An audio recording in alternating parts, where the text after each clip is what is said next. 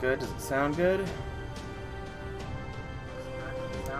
does indeed. So hello people of the internet. It is I, Silver Dragon here, back with more Fate's Grand Order, where we will be continuing Avalon Lafay today. But first off, if you're watching this on YouTube, please be sure to drop this a like if you enjoyed, and subscribe if you have the time. It is always appreciated. I try to put out regular-ish content, and every bit of the Lostbelts will end up section by section on my channel. Anyways, there is the 6th anniversary commemorative campaign. The first is the summoning for Sherlock Holmes is available. I'm not going to bother with Sherlock, and he's been around long enough that I shouldn't need to have to, excuse me, hiccups almost, read through his stuff. The bigger thing, however, is the commemorative campaign itself. So, we will get 60 quarts if 50,000 reactions and shares and likes and tweets and all that stuff is reached by the start of the month of July. There are also memorial quests available to us now. They will span all the way from the first singularity to the Grand Temple of Time, as well as some of the Lostbelts, it looks like, as well. You have to clear the memorial quests to get the touring portrait tickets. There are 36 limited time crouch distances featuring 12 motifs from 12 locations around the world. The 1st and the 6th anniversary memorial quest 1 will get you the 2 tickets. So the quests themselves are as follows here. 1st singularity, 2nd singularity, 3rd, 4th, 5th, 6th, 7th, final singularity, and the 1st and 2nd memorial quests themselves for the 6th anniversary, both of which look to be requiring Olympus. So I'm guessing probably Zeus is one of them, if I had to hazard a guess, and Demeter would be the other guess. I'm not going to worry about them right now, however, just because, well, I've got other things to focus on. And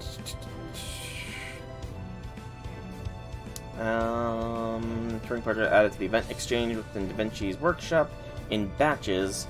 So if you do not clear the chapters required to unlock a touring portrait, you will not be able to exchange for that portrait even after its unlock date. So these are the different... Okay, so you need to complete these singularities in order to access these various portraits. Okay, simple enough, simple enough. But I've already cleared pretty much everything except for Avalon Lafay, so we'll probably be fine. And then there is the commemorative code, which is Santa Island Mask. But that is it for the news here. And it's going to be very clearly seen. There are the various things here. A lot of mysteries, but I'm not worrying about that now. I have like 2 weeks to do it, so plenty of time. Plenty of time. We'll really quickly, though, claim our login ticket. Look at our sad state of 0 St. Quartz because I went down the wire to get Percy.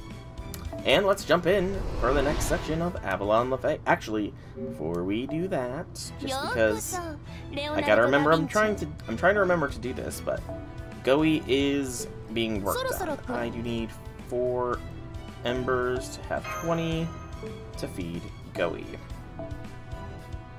Yep, 20 embers for Goey. I'm saving the 5-star embers. Hey, Velvet, welcome to the stream. How be things? You have finished all the memorial quests. Damn. Impressive. I'm probably going to be waiting to do them for myself. I have looked into them, and at long last, Mash will get to slay another beast. Which I am so happy that is finally going to be one of the things. I'm so relieved that I get to set Mash against Goetia. It's been a long time coming, but she deserves a little bit of revenge, you know? I just need to figure out how to set up the solo, because that's gonna be a challenge, to say the least. Anyways, Section 20, the Chocolate Empire, Edinburgh.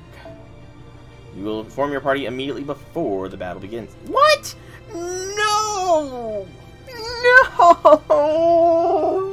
Why, cruel world? Why? I want Mash to be able to kick every single beast's behind solo. Why, cruel world? The world is a cruel place. Not allowing me to solo Goetia with Mash. She deserves revenge, even though she probably doesn't want revenge, you know. She's a cinnamon. She's an eggplant cinnamon roll like that.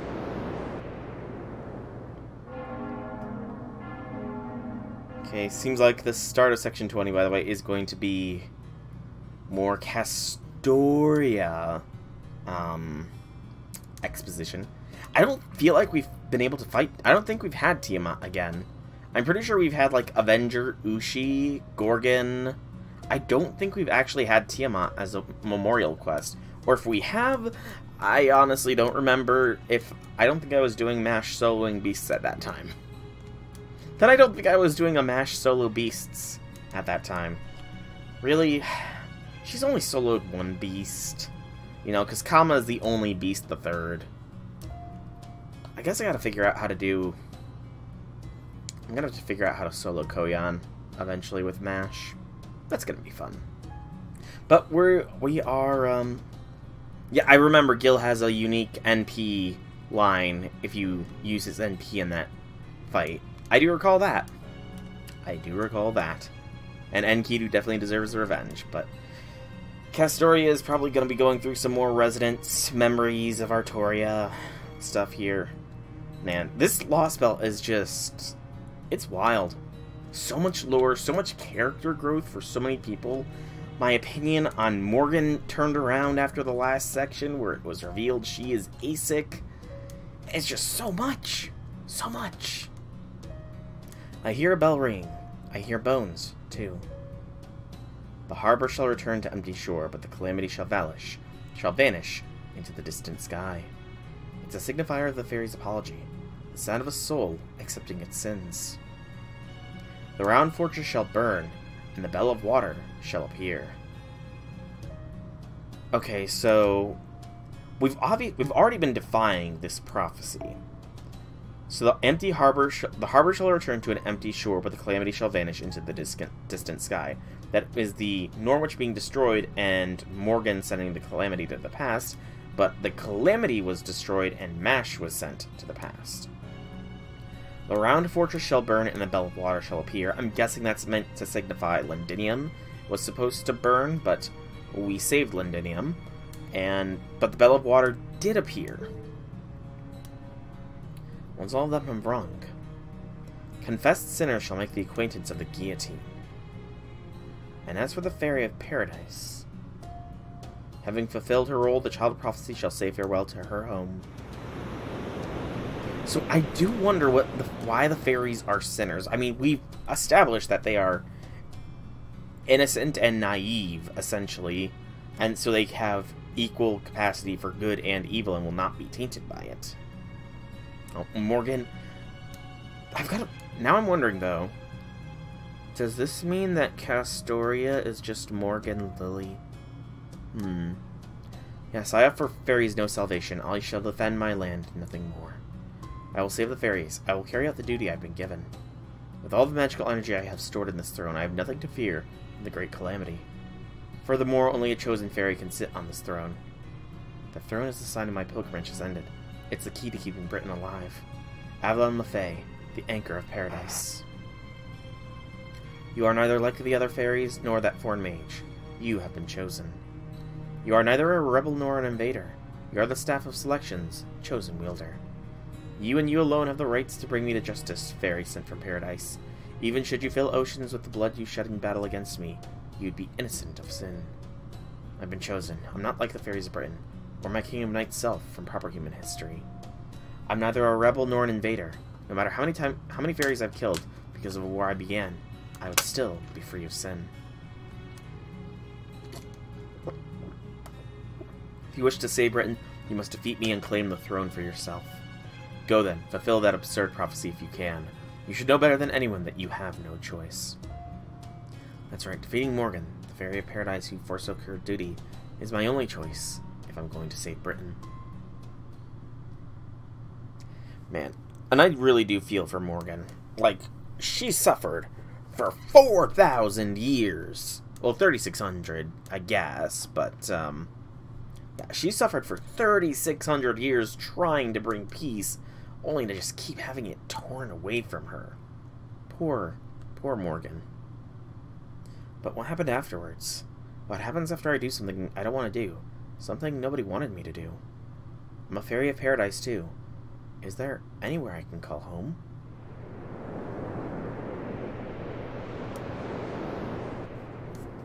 Man, she's got a lot of inner struggles.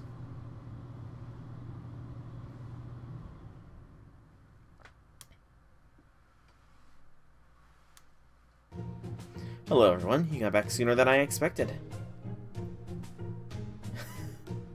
Look who's waiting for us in the middle of the road. Huh? Senpai Da Vinci? Who's that, and why does he look exactly like Red Hair? Oh, that's Red Rabbit. He's a fairy from the Lostbelt and one of our trusty companions. Don't worry, he won't bite. I see. Nice to meet you, Red Rabbit. My name's Mash Chirolite. It's a pleasure to make your acquaintance. The pleasure's all mine, sweet lady. How deliciously polite of you. Hang on, though. Weren't you supposed to wait for us in Edinburgh? Yes, I was, but I'm not really one for staying put, you know? I thought I might run into you all sooner if I waited near the entrance to the Ashen Shore, so I just ran on up here. Alright then, hop into the wagon. I'll make sure your ride to the Queen City of Edinburgh is as smooth as can be. That sounds great. I was just thinking I was sick of walking everywhere. That's the biggest downside of being summoned as a caster. Your legs get tired way too damn fast. One moment, please. I don't believe we've met before. Oh, my name's Grimmer. I'm a friend of Souls. A friend of Souls? Then does that mean you're also from Propeller Humming Proper Human History? That's the one, Proper Human History. Thank you, Mash. Any girl as thoughtful as you is especially welcome to ride in my wagon. Hey, can I have a second, Mash? Don't spoil him too much. Right, I'm still not sure what your relationships are to one another, but I'll do my best to be careful. So if you're both Souls acquaintances from Proper Human History, Lord Muramasa, does that mean you and Lord Grimmer are two horses of a mane, so to speak? I guess we're in the same category, technically. Why? No, it's nothing. My animal intuition tells me that the two of you are the best of friends. Oh, Shiro and Ku, friends? Yeah. But I can't help but wonder which of you would win in a fight. Oh. What, you gotta ask? Me, of course. Yeah, that's ridiculous. Ask any fool, and even they can tell you Grimmer would be the clear winner. Exactly. Who gives a fig what a fool has to say? Alright, you. Get over here. I'll take it easy on you and use only the back of my sword. Well, I'm impressed you can tell which is which. That thing's so dull, it may as well be a club. Alright, punk, you're going down. Oh, boy. So...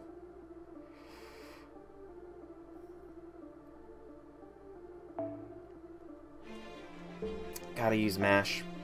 I've got to. I'm contractually obliged to use Mash if she should ever be available to me. And then we'll go Proto, I guess. And then fill in the rest of the space with the other knights of the round. Actually, Proto can go there.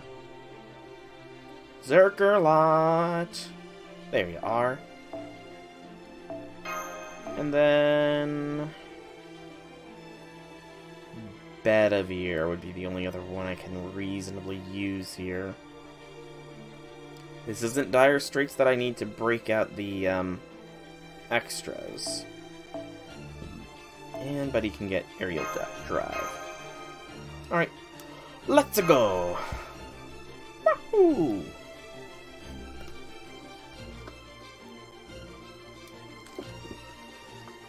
Also, I very much look forward to the day where my Mash is level 100, 10, 10, 10, 2000, 2000, 500, 500, 500, 500, and NP5. That's a lot of critical boost in there, you two. A lot of critical boost. Let's say not do that. Sure. Yes. Yes. And... Early on. Wee bit tired. Didn't sleep all that well last night.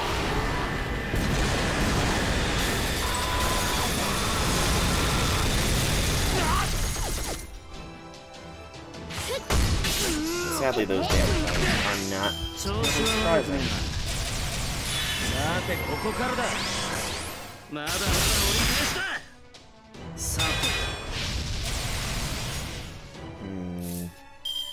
They are relatively close to being in sync.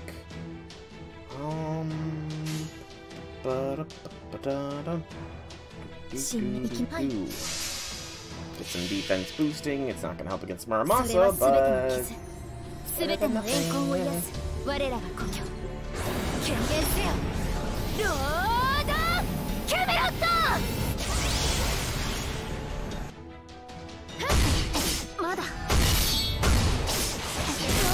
I hope I don't actually have to do this, I will say. Okay, Muramasa. Really? You had to delete poor Castoria? Jeez, Muramasa, that was mean. Okay, I do think I actually have to win this, which... it's gonna be difficult to do.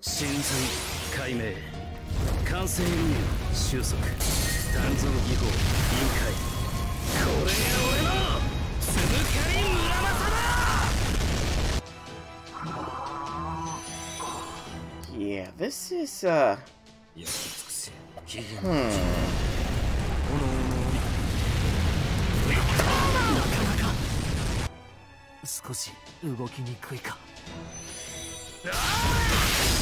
And there goes Mash. Survived all that. Just to go down. Yeah, I don't think Betty is gonna make a difference here, unfortunately.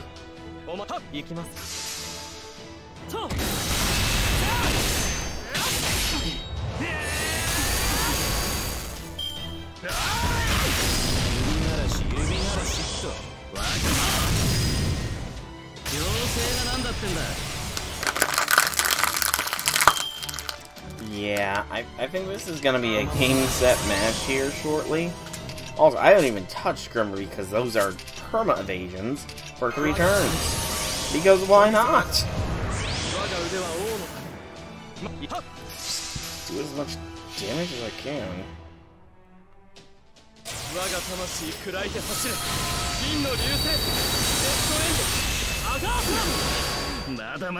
Yeah, that's not enough.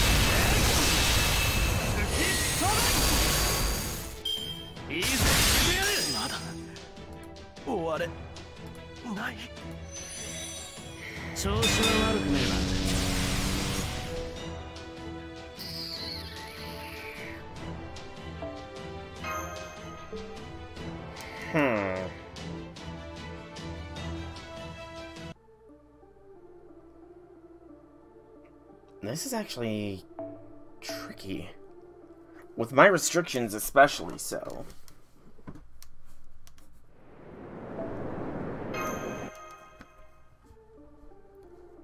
My self-imposed restrictions are gonna make this, honestly, a fair bit of hell.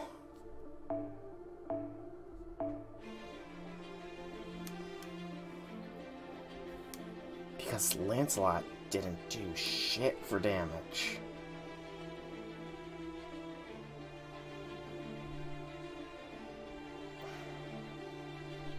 And I thought he would, I honestly thought he would just smack, but he didn't.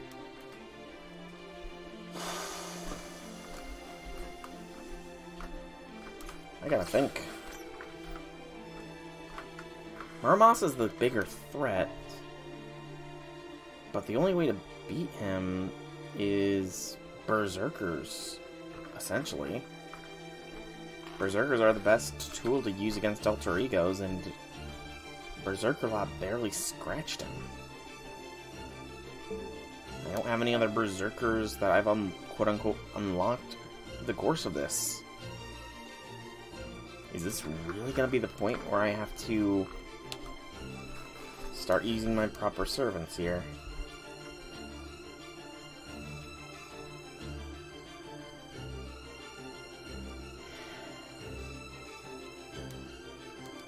I'm gonna give it one more shot, but this time we're gonna have Proto take the lead. and see how he does.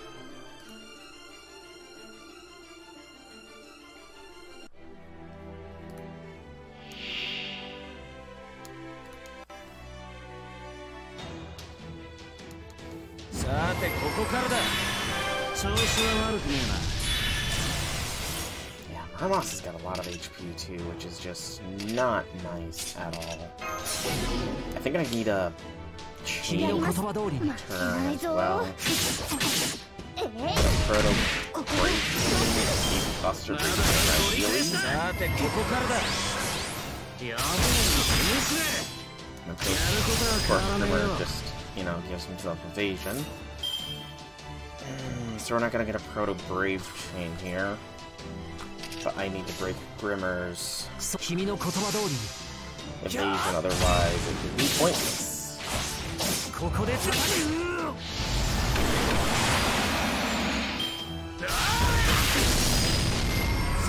Gotta be kidding.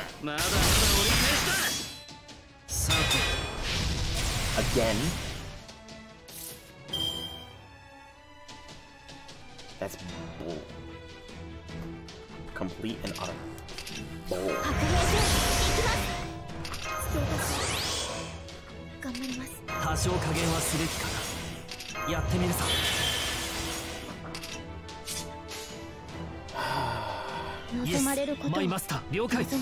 If he does evasion every turn, then there's like no way I can beat him with what I've currently got available.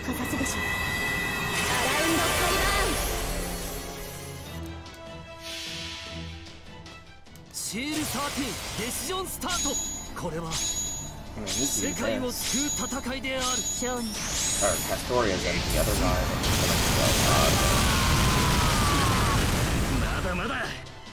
Only 58,000. The crit smacked. But that was just a crit.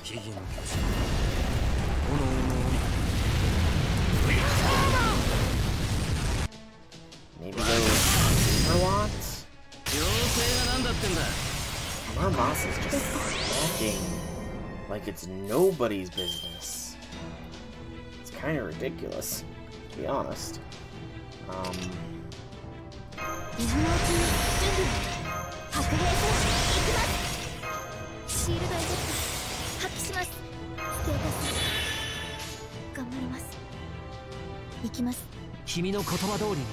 Just keep pressure on, I guess.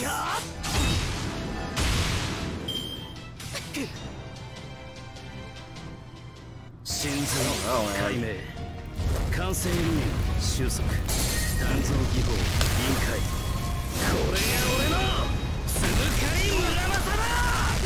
God, he did that.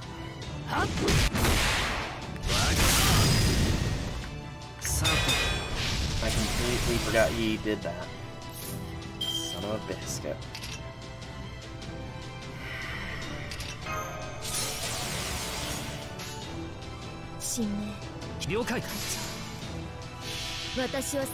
Mashing Castoria are probably done.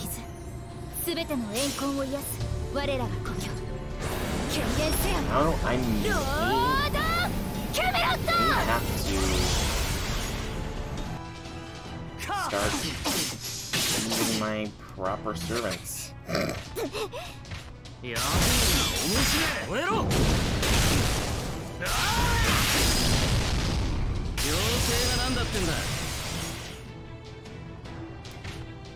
I mean, Grimmer is about to go off here, which is just gonna be even more pain.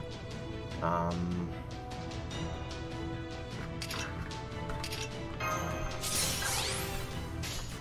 guess try and take out Muramasa at the least. If we can take out Muramasa, I might just use a blue square here.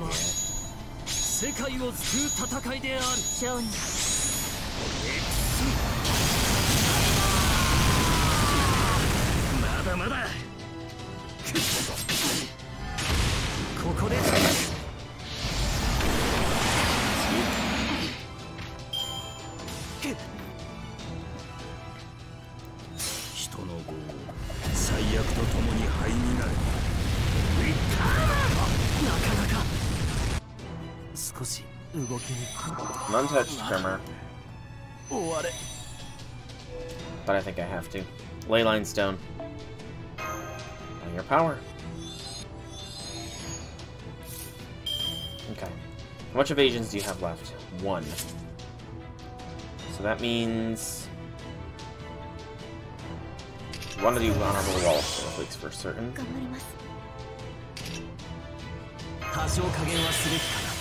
That's a 3-turn crit boost, right? Yes. Okay. So, do... no. Do...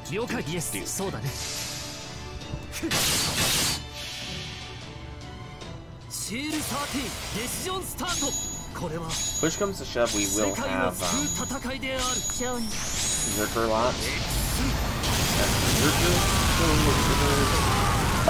Excuse me.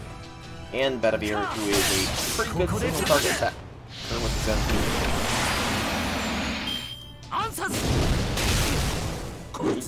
Grimmer here just needs to stop with the one bull. Okay, so Proto's got a Brave Chain next turn. That's good. So what we'll do is Shield of Resolution, and then yeah, do that. So next turn, Proto has a Brave Chain as long as Grimmer does not evade. Fine.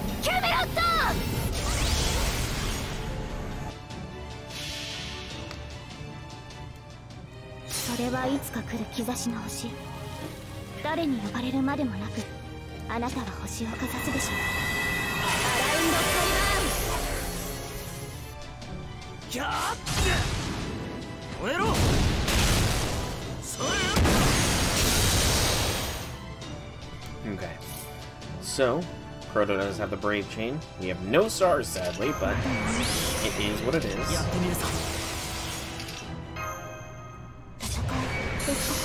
Or specifically, has a Brave Chain when he does that.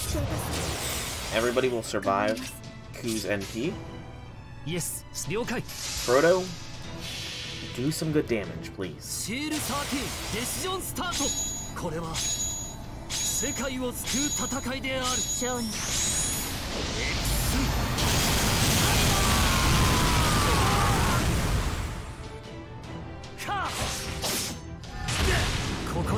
Good.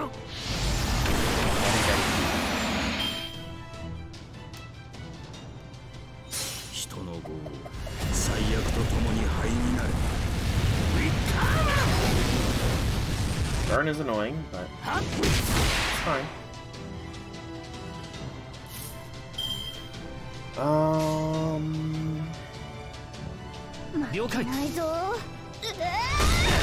I think we've got.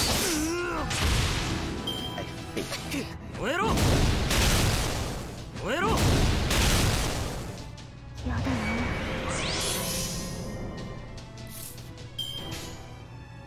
Mash Brave Chain to finish it. Did take a Leyline Stone with my restriction, but I did it in the end. Did not have to break my restrictions. I'm happy about that. I'm still playing this on harder mode, but I'm doing it all the same. And the winner is neither of you. The truly strong don't get into stupid brawls. She does have you both there. Hang on, I didn't really lose. The only reason we technically lost is because Grimmer's so-called mage-ass doesn't have a single sports skill. How was I supposed to know you're such a crap warrior you can't even defend yourself? Besides, when it comes to guts, I've got enough for a boatload of Vikings. Both of you shut up and get on the wagon. We need to get to Edinburgh today, damn it.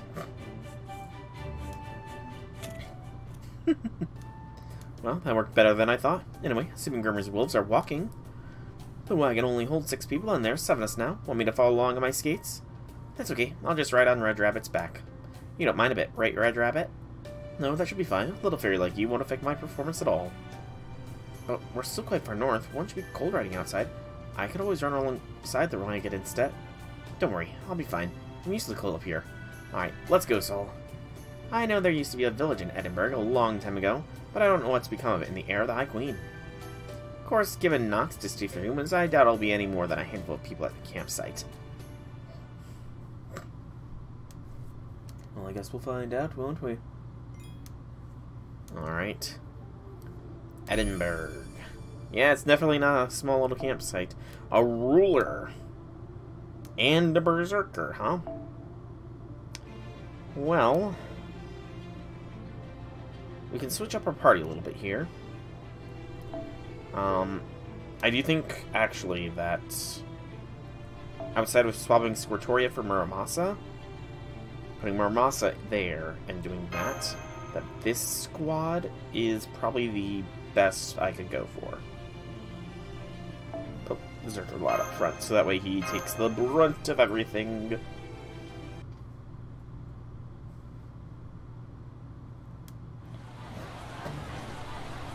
Is this all made of chocolate?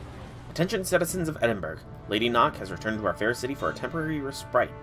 She will be recuperating at the previous queen's grave for the next few days, after which she will once again depart for the front lines. Main street vendors may remain open for business after sundown. Do not let the city's lamplights die out. Remember, Lady Nox loves the nightless city with all her heart. Glory to the King Clan. Glory to Edinburgh, the Queen's city. Oh, at long last, it's time for war. I can't wait. I never thought this day would come. It's been 10 years since I escaped from the south. I'm proud to call myself a member of the King Clan now. I still can't believe how generous Lady Nox was to share her power for a good-for-nothing like me. I'd do anything to help her. I'm liquidating my whole stock. Go on, help yourself for next to nothing. Do you have the latest daily report? May I see it? 29th military training exercise complete. The victory bell rings for the north. Even as I write these words, I cannot help but tremble with awe at the sheer might of the King Clan's army. Even the giant troops who lack expertise we feared might hold our forces back have become exceptional soldiers. If the way these fine warriors make quick work of large moors is any indication, Camelot's ramparts won't stand a chance. According to the first Captain Jerby, our army could easily overthrow Camelot even if they were to march out today.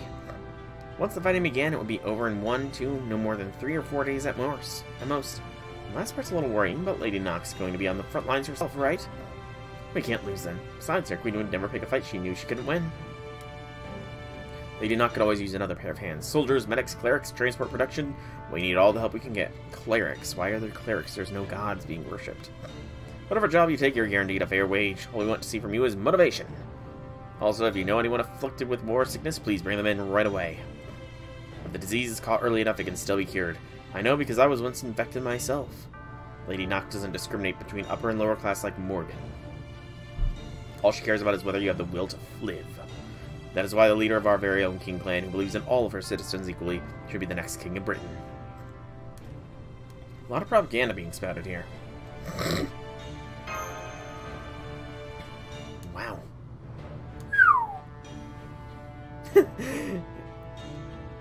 The whole empire is standing here with all their might. I can't believe it. This is the northern village. It's even more developed than Salisbury. What in the world has happened here since the beginning of the Heir of the High Queen? I know you feel. I was shocked the first time I came here, too.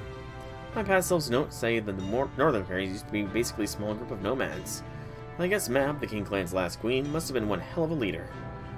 In just a single generation, she built a city that rivals the Edinburgh of proper human history. And the city that's home to the northern fairies, as well as the fairies who migrated here from the south to boot. I don't know where you're getting off looking so smug about that. You got nothing to do with their success. Still, there's no denying this is one hell of a city. Everything from foot traffic to business dealings feels like a real deal. There's a cathedral here too, yes. If there's a beautiful church called St. Giles Cathedral in our world's Edinburgh too. It's probably another one of those human history convergence things. That said, the Edinburgh in proper human history and the one here are built on very different ground. Namely, this one looks like it's been built on top of a rocky mountain. And unfortunately, there doesn't seem to be any Calton Hill or Arthur's Seat here either. Hey Mash, do you know what Arthur's Seat is? I've only read about it, but yes, in proper human history, Arthur's Seat is a well-known tourist spot. It's a steep rocky mountain not too far from Edinburgh itself. According to legend, King Arthur himself once sat on it to overlook the land. That's the name. I see. There's sure a lot of legends about King Arthur, huh? Yep, he's brought up in one form or another all the time in the big tourist spots. Some other notable ones include Winchester, Glastonbury, and Tintagel and Cornwall. So, getting back to our negotiations with Nock, they did say she was back now, didn't they? So that probably means she's in the palace then, right? Shall we just barge in there now? Yeah, okay, I guess Nock is technically our enemy. She's probably not exactly eager for an audience with us, but hold that for a minute, okay? Okay, so I think Artoria is doing her headstrong thing again. Know what do you do? It's too bad Oberon's not here right now. I mean, just look at her. She's excited. Head-on clash with Nock, huh? Now get to finally let out all those years of pent-up frustration with her. She's shadow boxing in the streets.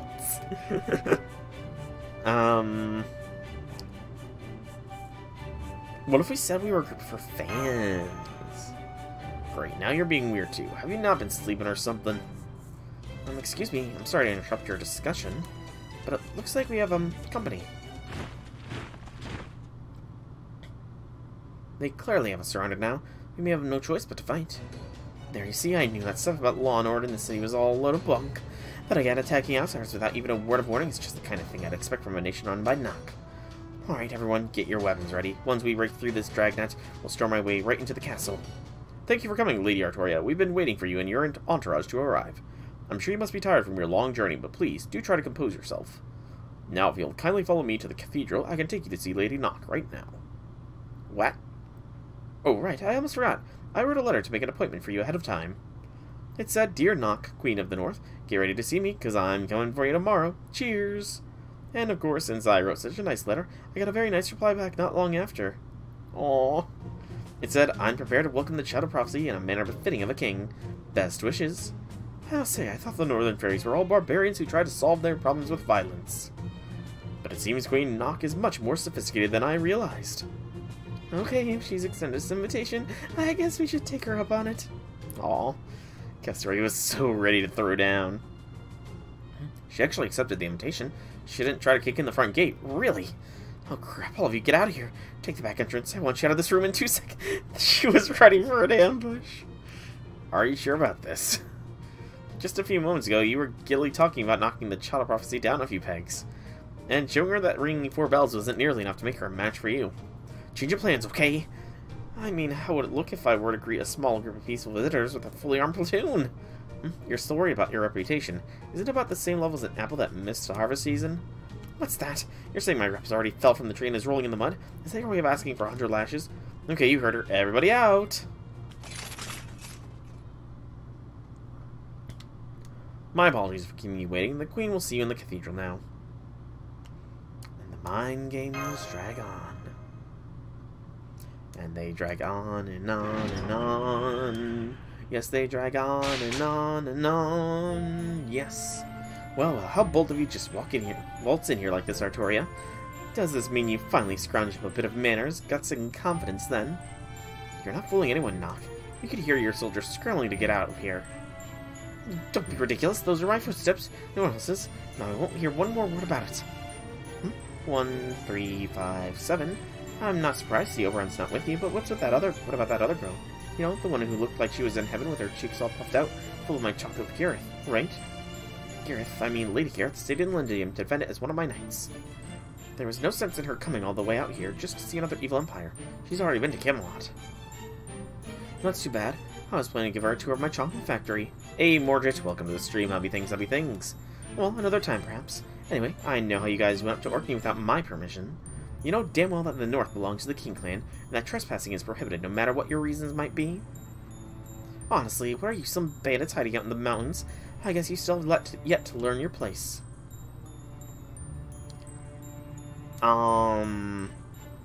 Why? Question mark? Would you have given us permission, though? A draconic dragon. Nock, why did you freeze like that? I'm not frozen, I swear. What were those guards thinking? How could they let a human into my cathedral? I'll have to give them an extra special reward for this later. Solrak Zahak.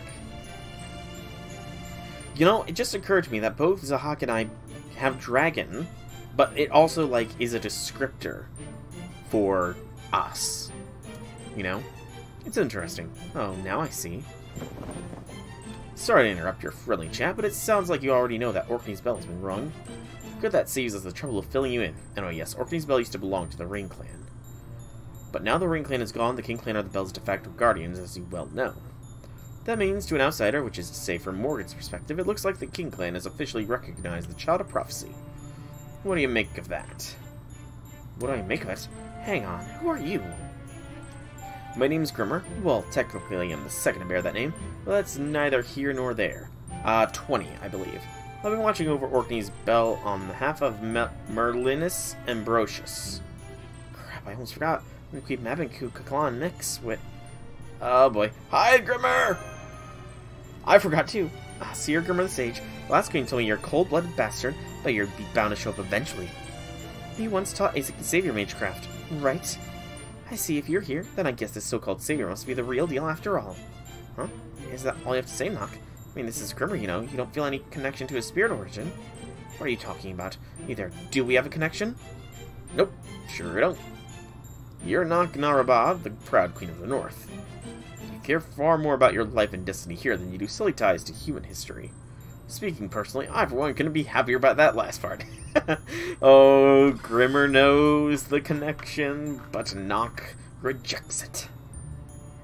Is that so? I don't know what that's all about, but thanks. I'll say this for you. You do have a nice smile. Anyway, that aside, Grimmer is right. Now that Orkney's bell's been rung, I don't have a lot of options here. Just this morning, Morgan sent me a final warning. It said, kill the Child of Prophecy at the Ashen Shore when she returns from Orkney. If you fail to do so, I will consider my treaty with the previous head of the King Clan null and void. The end. My treaty with the previous head of the King Clan? What's she talking about? None of your business. The point is, if I don't kill the Child of Prophecy, there'll be war. Of course, I was always planning to fight Morgan at some point, so that part's fine. The only problem is you, Artoria. Remember what I told you before? Get an army of my own, ring at least 2 bells, and learn to carry myself a matter befitting the Child of Prophecy, right? Well, well, if you can rattle all that up so readily, I must have gotten to you. Now I'm glad I took the time to deal with you before. Yes, those were my conditions, and you've met them, which means you're worthy of joining forces with me. That is why you came to Edinburgh in the first place, right? An alliance between the King Clan and the Child of Prophecy, I like it. Way to go, Artoria. It's too soon to celebrate just yet, Soul. Nock would never make things that easy. Just look at her. That's the face she makes right before she squeezes some poor sucker for everything they're worth. Hey, I've never made a face like that. Still, you're not wrong. My skin might smell of sweet honey and be so wonderfully soft, but I myself am neither. I'm willing to form an alliance, but needless to say, I'll be the only king. If you're wanting to join me, you need to pledge your loyalty to me and to obey my every command. Also, only fairies are welcome to join my alliance forces, so as far as the Round Table Army humans go, I think I'll turn them into bees and put them to work in my chocolate factory. I'm sure they'd be much happier that way, since those pathetic, useless humans would be the first to die when the fighting starts anyways. Oh, Nock. Yes! Indeed. I am male. Wait, Soul, you don't have to say anything. Nock, the Round Table Army is the best army in all of Britain. The day we obey you is the day the apples start falling back up onto their trees. If you want to command us, you'll have to pound us into submission first. So how about it? You and me, fairy to fairy. Unless, of course, you're too chicken to face me. You're on. This will be a battle to determine the next king of Britain. A fight for the throne, our pride, and beauty itself.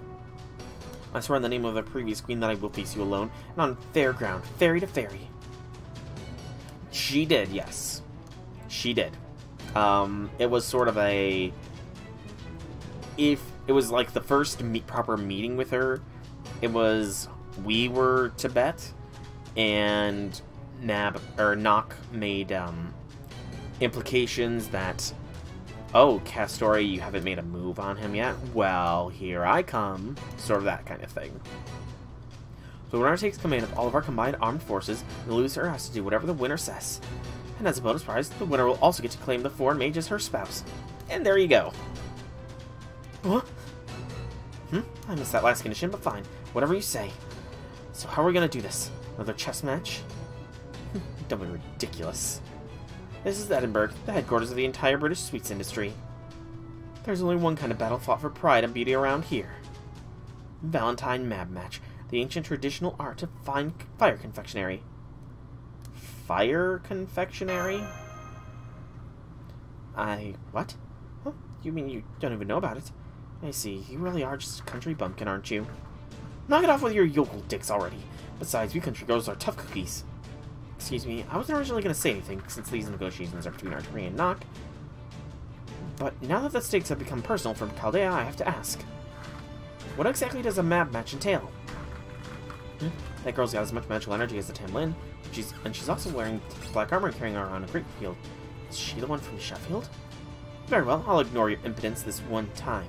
The map matches and the last will and testament of the King Clan's previous leader, Queen Mab. It's a law that says whoever makes the most delectable-looking chocolate shall be the queen. Pretty sweet, right? Oh, okay. Karen.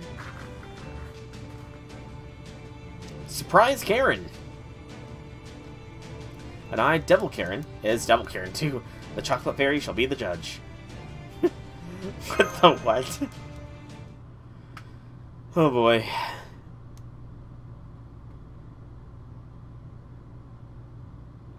Not too surprising.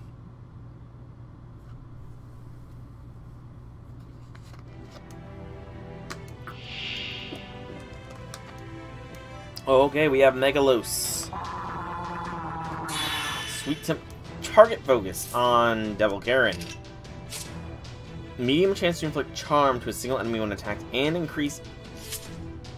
What the hell is this fight?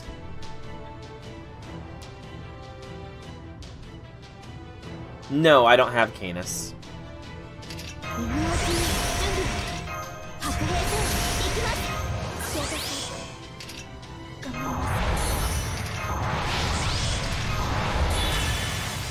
But seriously, what the hell is this fight about?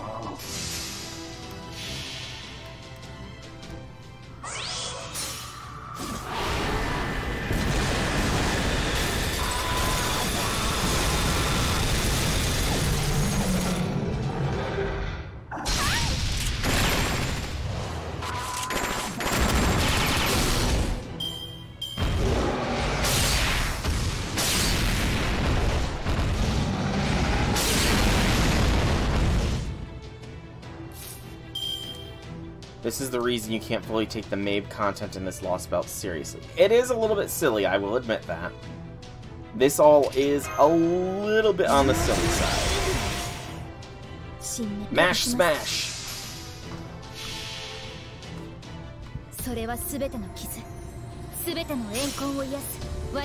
It is kind of funny, yes.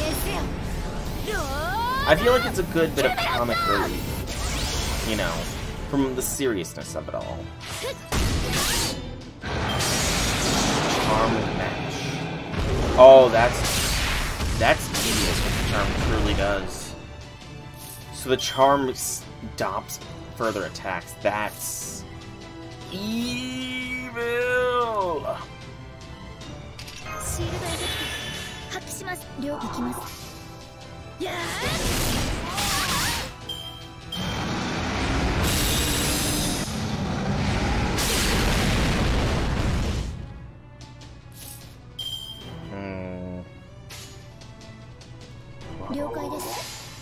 I need to save massive MP here.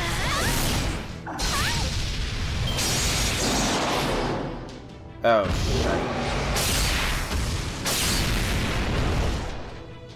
Well, I guess I can't be saving it much longer here. Throw the invincibility on Zerkerlot.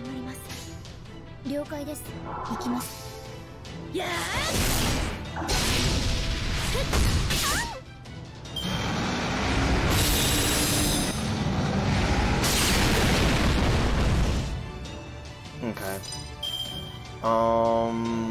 Go a little something like so. I can't even switch who gets the buff blocked on them. Quick start drop rate for Zerkerlot. Zerkerlot attack is increased with overcharge, so I don't think that would help. The defense increase for Mash, so we go a Doot.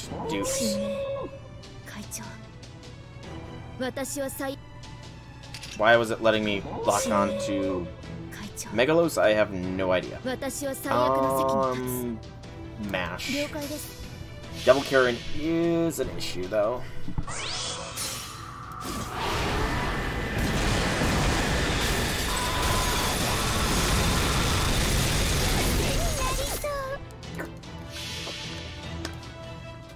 More so than Megalos.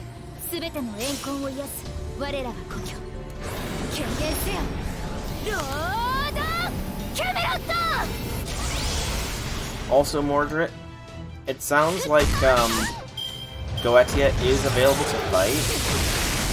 Okay, right through all of the increased defenses. Really, game? Really? Through every single ounce of defense I had, you just delete me. That's rude, game. So rude.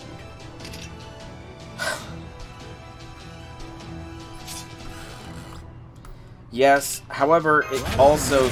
Well, the sad thing is, though, is it sounds like while you can fight Goetia, you can't use Mash during it.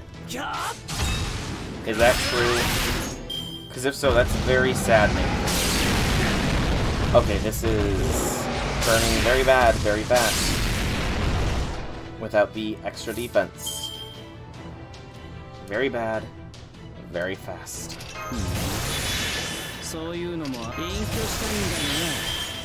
I don't know, Velvet was here earlier and she said that there is a restriction on the fight that says you can't use Mash for it.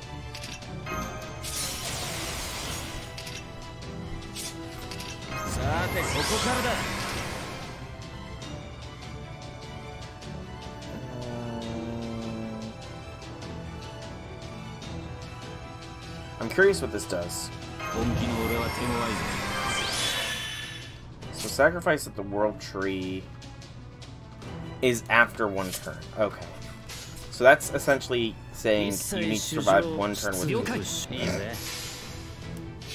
Hey Cleopatra, welcome to the stream. Happy things. I cannot recall you asking me any phone-related questions.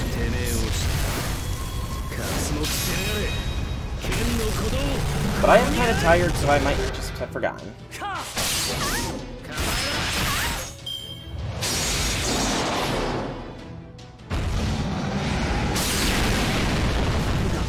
There goes Proto, there goes he. So close to being able to... Oh, I might have... I think I can kill Megalos. I can kill Megalos at last! At last! About damn time. Max length it can go for manufacturing is 9 inches long on the market, 7.5 inches. This will be the gaming variant, asking streamers, because many streamers go through cell phones. Honestly speaking, I wouldn't really know what kind of advice to give with regards to that. Because for the longest time, I used the old iPhone SE, like the original iPhone SE, which is like 7 years old, and I only just this year got a new phone, and even then it's a couple year old phone. I guess really it would depend on what exactly you want to stream, more so than anything. Also, I guess once Megalos is dealt with, it's literally a cakewalk with double carrying. She literally does nothing. So that's convenient. Thank you for being so nice to me, game. But are you interested in getting a phone? Ooh. Yeah, I mean, that's a top-of-the-line phone, obviously, so it would definitely get the job done, but it might be a little bit overkill. Might be a little overkill. Just saying. I don't think you need to go that hard.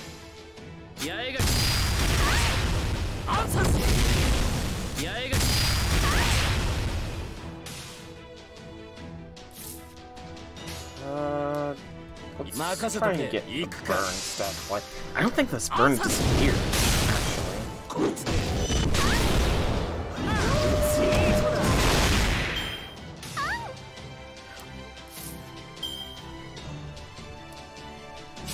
Okay, it does disappear. Too many greedy, self-employed people in society. I mean, you know, yeah, there's a lot of greed in society, but sadly, it's kind of needed, or not really needed, it's kind of required to be a little bit greedy in order to succeed nowadays, you know?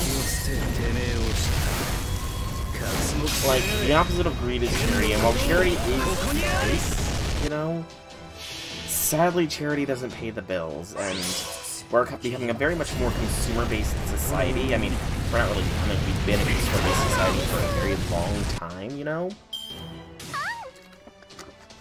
So, being greedy is becoming a very common sight, and realistically speaking, yeah, it is part of being greedy. Greed is one of the 7 deadly sins, after all, and every human falls victim to the sins at some point or another. 400,000 for an home and a passive income of 100k per year. That would be very difficult to accomplish. Like, even with the chosen career path that I plan on going, I'm not going to be making 100k in a year. And it's a pretty lucrative career path, too. So, I wish you luck in accomplishing that, honestly, but it's going to be a long and arduous road to do so.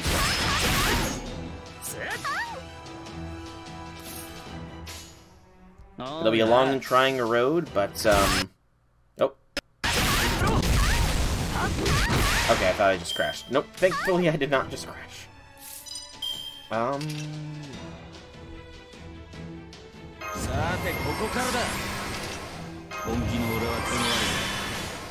Goku, go?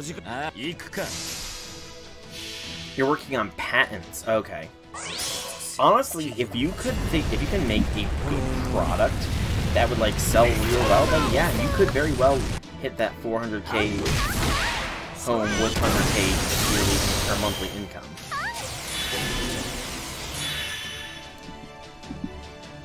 Helping other people for your own benefit isn't another shape of greed, it's pride. There's a reason pride is the most deadly of the 7 deadly sins, because nobody can beat it. If you help others just for the sole purpose of feeling like you help yourself, then it's pride that's talking. I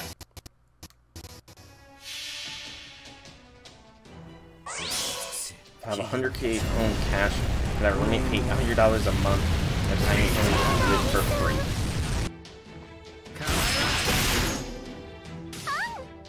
I'm not sure I follow that string of logic there, Cleopatra, because $800 a month would only equal out to $9,600 a year, which is not the 100k monthly income. So I'm a little bit confused as to how you would get to live for free like that. Let's do that. Also, I think I know what's happened. I think the gameplay... Yep, gameplay audio has fallen out of sync. I'm gonna have to restart FGO to resync up to the audio. Because otherwise, I really have no way. But we've nearly beaten Devil Karen. It's just taken a long as heck time.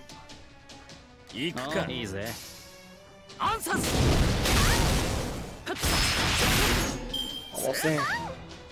Almost there. Finish this, please. Finally. I can't use MASH for that one. Dang it! I need to have MASH defeat every single beast in some manner of solo.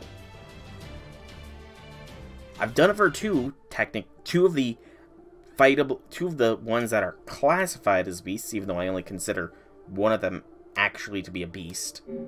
Okay, I need to, like I said, really quickly restart FGO so that the audio can resync up. I mean, not necessarily, you know. Maybe in the future. they will let you use MASH. And I'm sure that Tiamat will come back for another round to scrap. Plus, you know, I do have to figure out how to beat Koyan.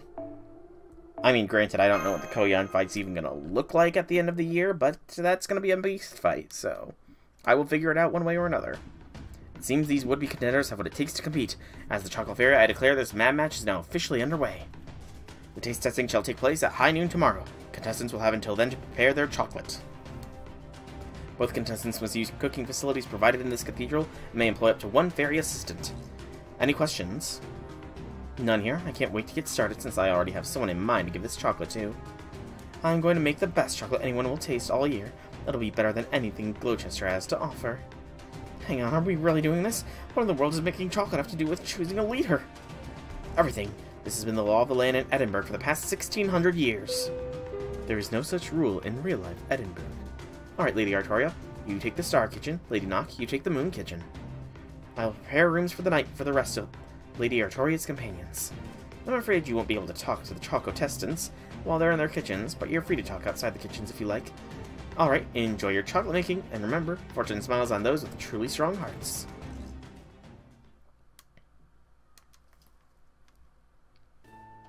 Well, at least it was nice of them to reserve rooms for us, but Artoria's panicking, isn't she?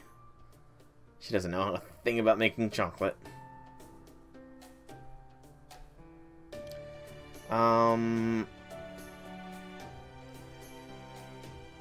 Okay. So the first one kind of wants us, is kind of saying we want to leave and help Artoria. The second one, I don't know. I'm going to go with the second one because it starts with MASH. That addresses her directly. I know, you'd like me to assist Artoria in our chocolate duel, right? I may be a demi-servant, but the fairies seem to treat me as one of them, so that shouldn't be a problem. That'll be great. Thanks for doing this. But before you get started, I'd like to go over everything we've learned so far, just us Dianes. You already told us about what happened after you were sent to the past in Norwich, of course. But I still want to hear what happened to you before then and fill you in on what's happened with us. And this should be a good place for a private chat, especially since Muramasa and Grimmer are in another room. Does she recount her time in Sheffield? So that's what happened to you after we got separated.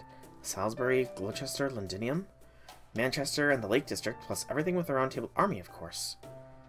I never would have guessed that Peppy was here too, and as a count of all things, I'm sure it fits him like a glove. Unfortunately, Peppy's not the only cryptor here. We saw Beryl in Camelot too. Though it sounds like you were actually the first to run into him here. That's right, I saw him in Sheffield. That was when you lost the Black Beryl, huh? Beryl probably took it for himself. I'm so sorry. All the time and effort you and Sion spent on it, and I just left it there. You know what? Trump cards always pop up when they need to. Again, I'm so sorry. If only I'd... Hey, you still didn't have your memories back then after the Nameless Woods ordeal, right? Then there's no way you could have known. Don't worry about the Black Beryl. We can always track it down. The important thing is that you're still alive. And fortunately, it looks like we won't even need it for this mission anyway. Really? I mean, if we don't have to use it, that's great, but... Machines don't really work too well here. We have something even better than the Black Beryl now. What do you mean? Are Director Gordoff and Holmes coming to help us in the Shadow Border? No, nothing like that. I'm talking about you, Mash. The Origin Axe may not be working right now, but your Spirit Origin is putting out more power now than it ever has. It's probably the Tamlin rules at work. Bargus and the others were gifted the Round Table Knights' names. But you were gifted with Tamlin Galahad's name on top of already borrowing his Paro, giving you effectively a double Galahad bonus. No wonder you were able to go toe-to-toe with Lancelot. You're basically a high servant now, a peerless warrior even among peerless warriors. You can feel that too as her master, right, Soul? She was always a super... My Kohai is truly a sight to behold. I see, then I'll do my very super best to help. She is my best Kohai. Hey, we're gonna look around the city. You guys wanna come? Some recon time, eh? Artoria might be busy in the kitchen right now, but we've got nothing but time on our hands. So we gotta do something to make ourselves useful. How about you, Da Vinci? I'm gonna sit this one out. Besides, I have to write my report. Say, where's Mash? Isn't she with you? Mash is an amazing choco maker. Gotcha. Sounds like she's got a real shot at winning then. I thought if it came to it, I would think I'd make the chocolate myself, but maybe now I won't need to. You're way too easy on Artoria, you know that? Is that the way one of the Forns got his disciples to conduct himself? Shut up, you blue-haired dillweed. I still owe her my life for saving me from that auction. Besides, I ought to be asking you why you're so easy on Nock. She looks like a friend of yours or something.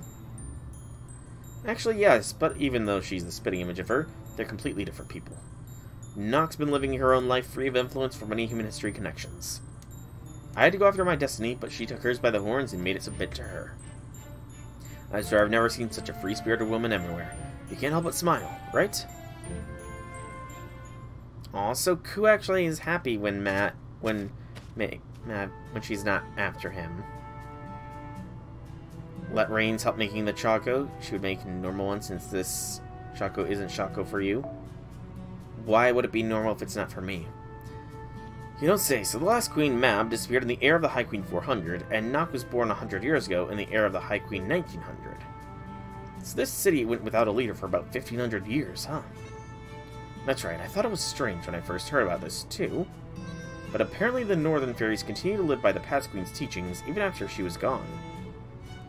They say she told them that a new King Clan Fairy would be born again one day, and that they were to obey Morgan until that day came.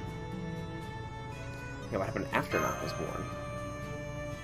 They went right back to their old ways, of course. Things have been tense between them and Morgan ever since. For 100 years, Nock's been teaching the Northern Fairies order and discipline, gradually turning them into a real army. With Ainsl's prediction, the Child of Prophecy, Morgan wasn't the only one who was worried. I bet Nock went ballistic upon hearing the news too, at least on the inside. She was probably all, I've been working towards this for 100 years now. No way I'm gonna let some podunk backwater fairy beat me to the punch. Ah, now I gotcha. So that's why Artoria and the Queenie hit it off so well. Like so she's a sadist. Bit weird. Is this one of the you only hurt the things you love things? I mean, they both know what it's like to bear the weight of crushing responsibility. True. They probably never had anyone else they could curse out without it becoming a big to-do before they met each other. They might be in completely different circumstances, but they're still equals where it counts. The way I see it, things are going to work out no matter who wins this contest, so let's just let them have their fun. All that aside, you sure know a whole lot about things, don't you, Grummer? Anything else you know but haven't shared? Like, say, why this place is called the Queen City? True, we're not immune... Actually, here in Avalon, we probably are immune to poison because Mash's got double Galahad power. Pure Quicksilver. Tasty. I don't know where the name comes from. I already told you everything I could. We're a long ways from the main road now, aren't we? Oh, hey guys. You out for a walk too? I don't blame you. Not much to do up in our hotel room after all. We thought we would take advantage of the opportunity to do some sightseeing too, especially since we almost never come this far north. Okay, what is... I mean, is it, Sima Yi influencing Rhine a bit, perhaps? Did you guys see anything unusual around here? No, not really. What's with you, Redra? Not like you to be so hedgy. Well, I'm hoping this is just my imagination, but there seems to be a lot more Wind Clan fairies here than I was expecting. Oh, are you guys new here? Welcome to Edinburgh Development Ward. This is where all the refugees who haven't been able to share in Lady Nock's power live.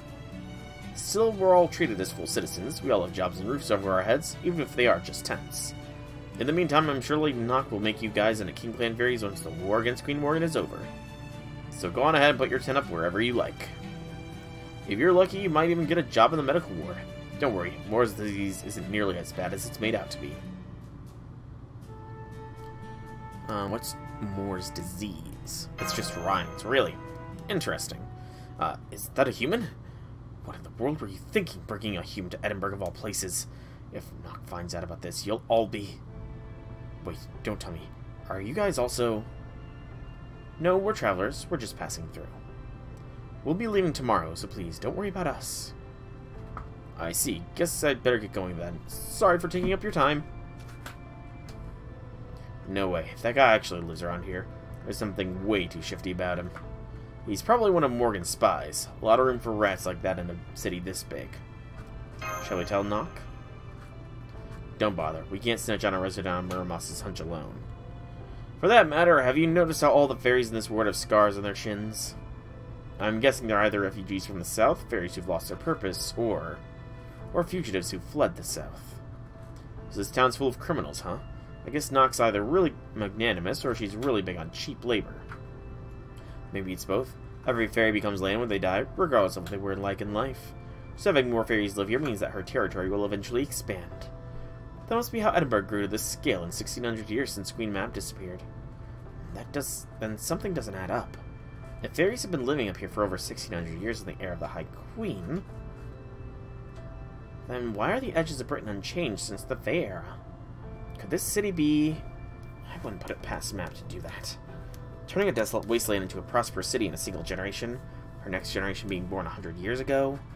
I knew it. Now it's all making sense. No wonder Morgan's left her alone all this time. If she plays her cards wrong, Nock could end up becoming a calamity herself. What? Nah, I'm probably just overthinking it. There's no way that could actually be the case. Anyway, let's head back. Red Rabbit. It's all wasteland up ahead, so there's nothing more to see here anyway. Elaboration, please, Habitrot. I see, and I take it you're going to ride up my back again. I was the one who said it wouldn't be trouble, but that was before I knew you were much, much heavier than you look. Yeah, this looks like it's substance where it counts. Just you wait. Once I eventually grow up, old Heavy Cat's gonna have the most banging bod you've ever seen. Aren't you the type of fairy who never gets any older? Anyway, I wouldn't wander around here too much if I were you, so were you either, Soul? I don't know why Nock let you off the hook, but if you run into any northern fairies with long memories, they won't think twice about ganging up on you. Oh yeah, I guess you'd know more about that than I do, since I only have the first Grimmer's notes to go off of. Tell us something, Habitrot. The northern fairies used to be the first group of fairies to coexist with humans, right? Like in the War of Summer and such. So why does Nock hate them so much now? Do you know what's up with that, Habitrot? What? You mean you don't even know that? Alright, I guess I can tell you. It all goes back to what happened about 4,000 years ago during the War of Summer and Fae era 2000. Queen Mab invaded Britain from the Western Island and drove the other clans to the brink of extinction. Word has it that Aesic then stepped in, convinced Mab to back down and reconcile with the clans, and had her people officially recognized as the King Clan. But that's not exactly the whole truth. For one thing, Mab would never agree to reconcile with the clans when her victory was already assured. Yeah, good point. I always thought that story spun things a little too neatly for the other clans. Wait, don't tell me. Yep, Mab snatched defeat from the jaws of victory right at the very end, when her human right-hand man and husband betrayed her. Ooh. And of course, Aesic wasn't about to pass up a chance like that. She backed Mab into a corner while she was already writhing in pain and gave her the thrashing of her life.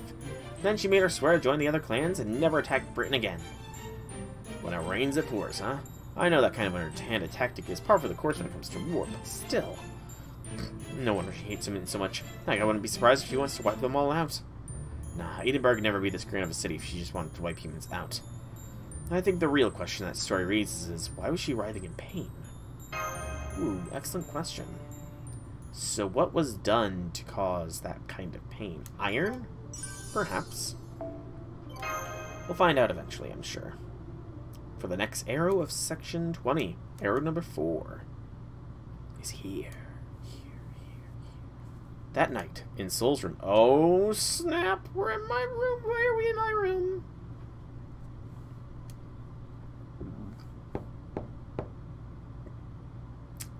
Who is it? Mash? Excuse me, Senpai. I'm back on temporary reprieve from chocolate duty. But this chocolate battle is very heated, so I can't stay long. Heated, huh? Now, if you don't mind, I'd like you to answer a question for me. What shape do you think would be best for chocolate? You know what? Let's not even think about Artoria being a beginner. There's a lot to choose from, but standard shape would be fine. I knew it. Thank you, Senpai. That was very helpful. Okay, I'd better get back to the battlefield. Sleep well, Senpai. Now who is it? Come on in. It's okay, human. There's nothing to be afraid of. I'm Aiken, Lady Nock's faithful soldier. Lady Nock has just finished the 8th step of her chocolate recipe and is currently taking a break. Once she finishes, she'll be up all night working on steps 9 through 19. 9 through 19? I don't think that would be very good, Mordred. I mean, it would... Since fairies become land when they die, that would just turn the chocolate into land. But for now, she'd like someone to talk to while she takes her break. You, yes, of course, I mean you. There's no one else in this room. Just accept that there's no getting out of this and come with me. And don't even think of trying to escape by jumping out the window. I was thinking of trying to escape. Needless to say, a fairy in Lady Nock's position has many things to consider at all times, so this break she's taking is strictly need-to-know basis. Considering chocolate gets baked, and most people don't survive being baked, there won't be any guards keeping watch. This is as far as I go, too. Don't worry, Lady Nock's hatred of humans may be famous, but she's not as unreasonable as a night call. As long as you hold your breath, keep quiet, stay perfectly still, and never speak except to agree with her, you might just make it out of there alive. Alright then, good luck, and good night.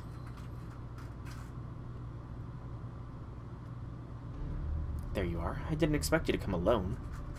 Have you been enjoying the Edinburgh nightscape? It may not be as fancy as Gloucester, but I like to think our main street is still a pretty sight.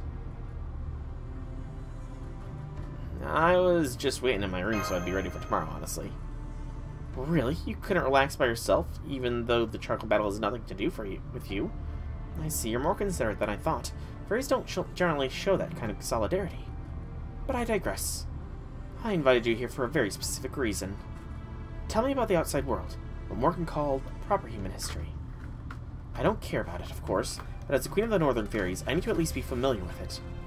Or are you so scared to be here without your companions that you can't even speak? For a mage or not, you're still just a weak little human after all. You could never be the one to make a call about whether to leak classified info to an enemy on your own.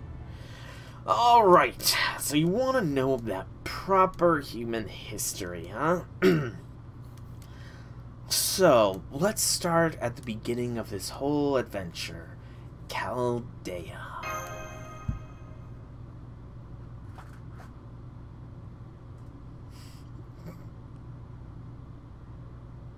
An hour of talking. And that's about the long and short of it all.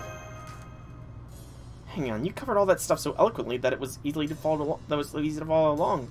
I just stopped here for a moment, though. I need to process all of that. Well, you know, we are a leader of many servants, so we probably know how to speak like a freaking king. We probably have charisma, let's be honest. If we become a servant, charisma will be a skill we have. Rank EX. Okay, there's Chaldea, her experience, Lostbelt's proper human history. Okay, I basically got it. Looks like there's not much point in thinking about this stuff now, is there? This is the kind of thing I can worry about after Morgan's been defeated, right? Yep. No real need to get into it all now. That's fine then. Thanks for the valuable info. You have my gratitude. The gratitude of a queen. A good ruler does more than just wage war with their enemies, you know. They also need to plan to rule their nation after they've won. I know Britain isn't really surrounded by the Sea of Nothingness. There's actually a much larger world out there beyond the water. Of course, fairies typically hide in the woods and don't mesh well with the human world. But with the right motivation, there are lots of ways to get around that. I can't believe there's still so much to do even after things are wrapped up here. I can't wait to get started.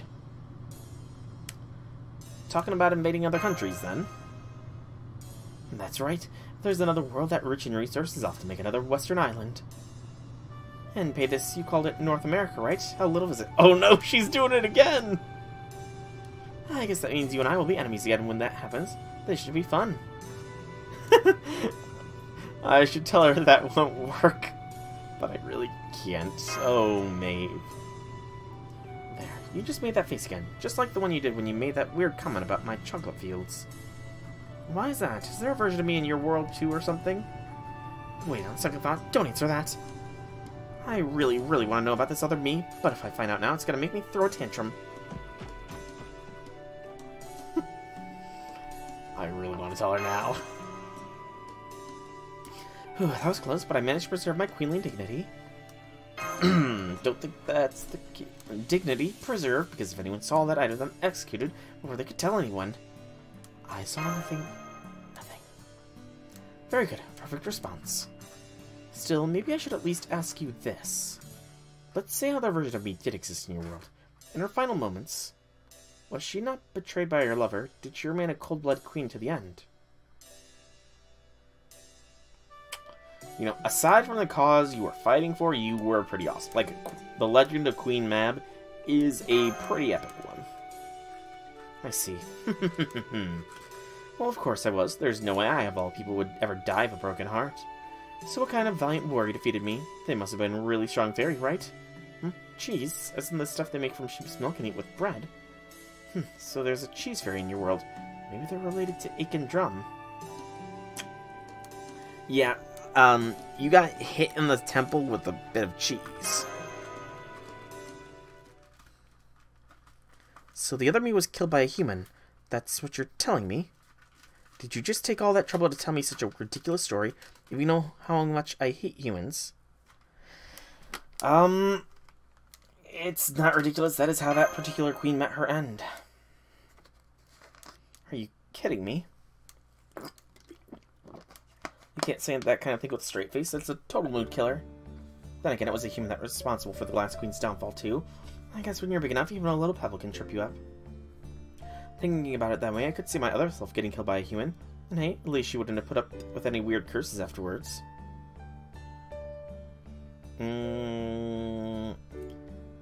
Do you mind me asking about the last queen?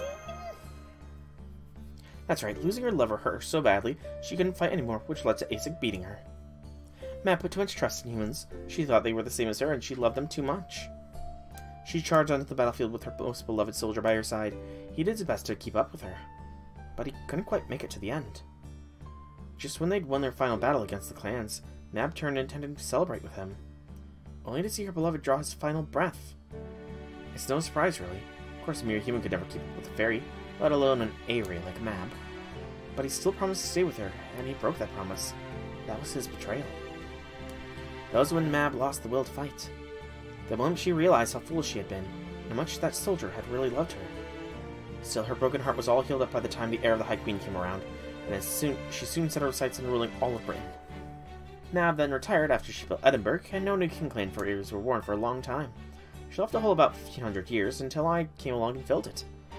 I'm the second king clan fairy ever. I even inherited Mab's power, and truly worthy of being queen. I'm truly a great fairy. I hate humans because they're useless in war. I'm not gonna make the same mistake Mab did. I'm gonna defeat Morgan with my clan alone. That's why I don't need Artoria's roundtable army getting in the way. It's an eyesore at best. I'd make your peace soon if I were you. Once I win tomorrow's duel, all humans will be mine to do with as I please. And I'm gonna put you all to work in my nice, safe chocolate factory with full benefits until the day you die. Okay, so she does like humans. But Artoria's gonna win. Yeah, we're not as fragile as you think. Okay, break's over. I'd better get back to work. Enjoy your freedom while you can, Soul. This is the last night you'll have it after all. I'll be fine.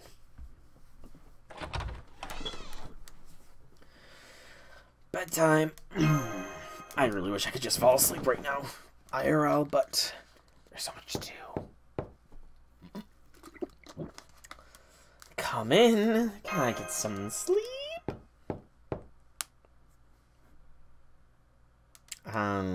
Slowly open the door. Oh. Oberon? That's a surprise. Mage luck, you totally thought I was knocking on your door, didn't you? Well, this time I came in through the window. Oberon! Surprise, Oberon. Easy there, keep your voice down, it's very late, you know. And what's more, I'm traveling incognito today. If anyone asks, I was never here, okay? Why incognito, you ask? Okay, it's partly because I got tired of being the Round Table Army's errand boy, and ran off for a while. Really, though, it's that the Fairy King never stays in one place for too long. And the real reason is that I was worried about you guys. I mean, we're all friends now, right? Of course I'm gonna worry about you. So on that note, I hope you don't mind that I'm here. So, good evening, Soul. Congratulations on ringing the 4th bell. We could hear it all the way back in Londinium. The Round Table Army's morale has never been higher. Percival's made a seat at the table for any Fang Clan fairies who want to come over from Oxford.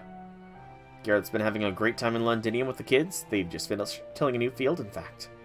Spriggan seems to be up to something, which worries me, I admit. But all in all, the South has been relatively stable so far. Of course, whether it stays that way is all up to you guys. You're here to talk to Nock, right? I've been hearing rumors about tomorrow's mad match all throughout the city. If Nock joins forces with the Child of Prophecy, that'd be a huge boost to our chances against Camelot. Once Nock agrees to an alliance and Artoria rings Oxford's bell, we could begin our attack on Camelot in around 3 days. What about the 6th battle? I'm sorry, I've been looking everywhere for it, but it's still no luck. Still, the bells of pilgrimage are meant to show that the clans have recognized the Child of Prophecy. And since the last one, the Mirror Clan is gone now, there arguably isn't much point in ringing theirs. So I think just 5 bells ought to be enough. Those bells give Artoria a massive power boost. Something bothering you? Yeah, they're making the resonance effect worse. I see, well that makes sense. You know how she gets stronger every time she rings a bell? At first I thought it meant she was growing. But I've realized that it's actually more unlocking her latent power. I think the Fairy of Paradise is probably born with her true power essentially bound. And the Bells of Pilgrimage are means to break those bonds. They probably also restore the knowledge and memory she always had, but were locked away all this time. Every time Artoria rings a bell, she learns more about her duty and her destiny. Now that she's rung 4 of them, she's probably a completely different person from who she was when we met her in the Nameless Woods. How so? She seems fairly similar. By now, she must have a much stronger sense of duty. I'm sure her priorities must have shifted a lot, too.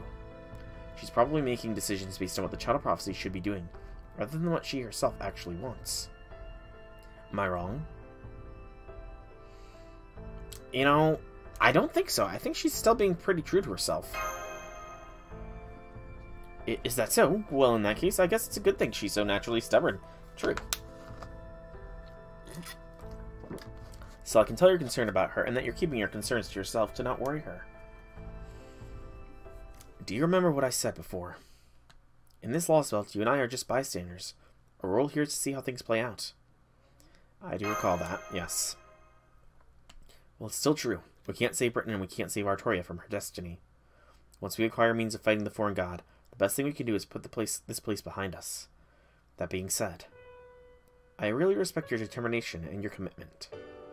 And I'm not just talking about to Chaldea. I'm talking about every step you've taken to get here. Once Morgan has been defeated, if you still want to save Britain, no, if you still want to help Artoria, I'll support you however I can, even if it means going well out of our way before helping proper human history. Do you think it's okay to say how I really feel, though? Of course it is. When you get right down to it, the only ones who can really do big things are those who work hard for what it is they want. Trust me, I've come this far on my own too, so I have some idea what it feels like. I mean, you've been working so hard for so long, I think you're entitled to put at least 1/10 of that effort into indulging yourself. Thank you, Oberon. Artoria's another matter, though. I have no intention of indulging her. You know how she's incredibly competitive, but has almost no self-esteem? Not a great combination. If we don't keep her in line with her sense of duty, she's liable to go completely off the rails. You are pretty hard on her, aren't you? Well, of course I am. You would be too if you spent as much time worrying about her as I do, only to have her go and do something you never expected. I don't even know how many times I've had to pull strings from behind the scenes anymore. If only she'd grown up more like a docile princess and less like a wild boar. I mean, I'm sorry. That's more of a personal preference than anything else. Honestly, well, I think Artoria is just fine the way she is. There's certainly never a dull moment when she's around. He really does like her. Anyway, that's enough chatter for today. In fact, crap, I've been talking too long. I need to be back in Londinium by morning or they'll know I've skived off. Bye! Ooh. That might be hitting a little bit too close. Oh, I don't know about that. I mean, I'm always on the lookout for her, even now. But even in a story where the guaranteed happy ending, she's only the very smallest of players. She's a convenient plot device, forgotten as soon as it's no longer needed. No one ever gave thought to her happiness when all was said and done. But that's the life of a side character. You can't stop to worry about every little thing or the whole world will fall apart. You can't expect that kind of imagination from a reader, or even the playwright writing their script. Besides, it's all just fairy tale. She was born to be forgotten with the turn of a page. So it's okay. My queen was the sort of woman who shouldn't have actually existed. Poor Oberon, man. He just wants love. Like we all do.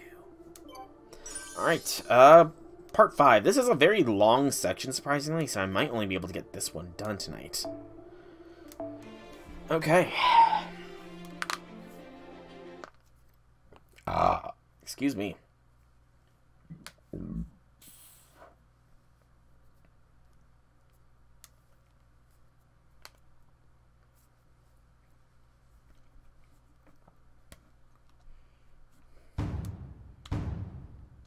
There's a lot of not chocolate I'm seeing. Good day, distinguished guests, and thank you all for coming. This is the moment you've all been waiting for.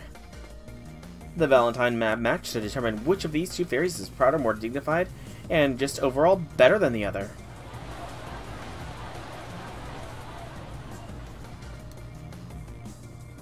There's a lot of spectators in here.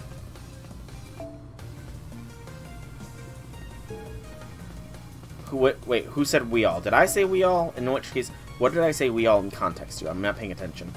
In the Moon Kitchen, we have Lady Nock, leader of the Northern Fairies and daughter of the last queen. Damn, is that all that chocolate she's carrying around behind her? There's enough to make a chocolate Ortonax. Oh, we all want love. Okay, fair point. Fair. I shouldn't... It's just a general statement, okay, Mordred? In the Star Kitchen, we have Lady Artoria, the Child of Prophecy, who has even made Queen Morgan set up to take notice. Uh-oh, is that stuff she's carrying behind her really chocolate? Even Mash's shield looks more appetizing. Are both contestants ready? You now have 1 hour to complete your finishing touches here in the cathedral. Remember, chocolate is toxic. Be sure to go out with a fiery finish. Ding ding ding! Go, Star Kitchen, you can do this! Please direct your attention to Lady Nock Raban, the Moon Kitchen.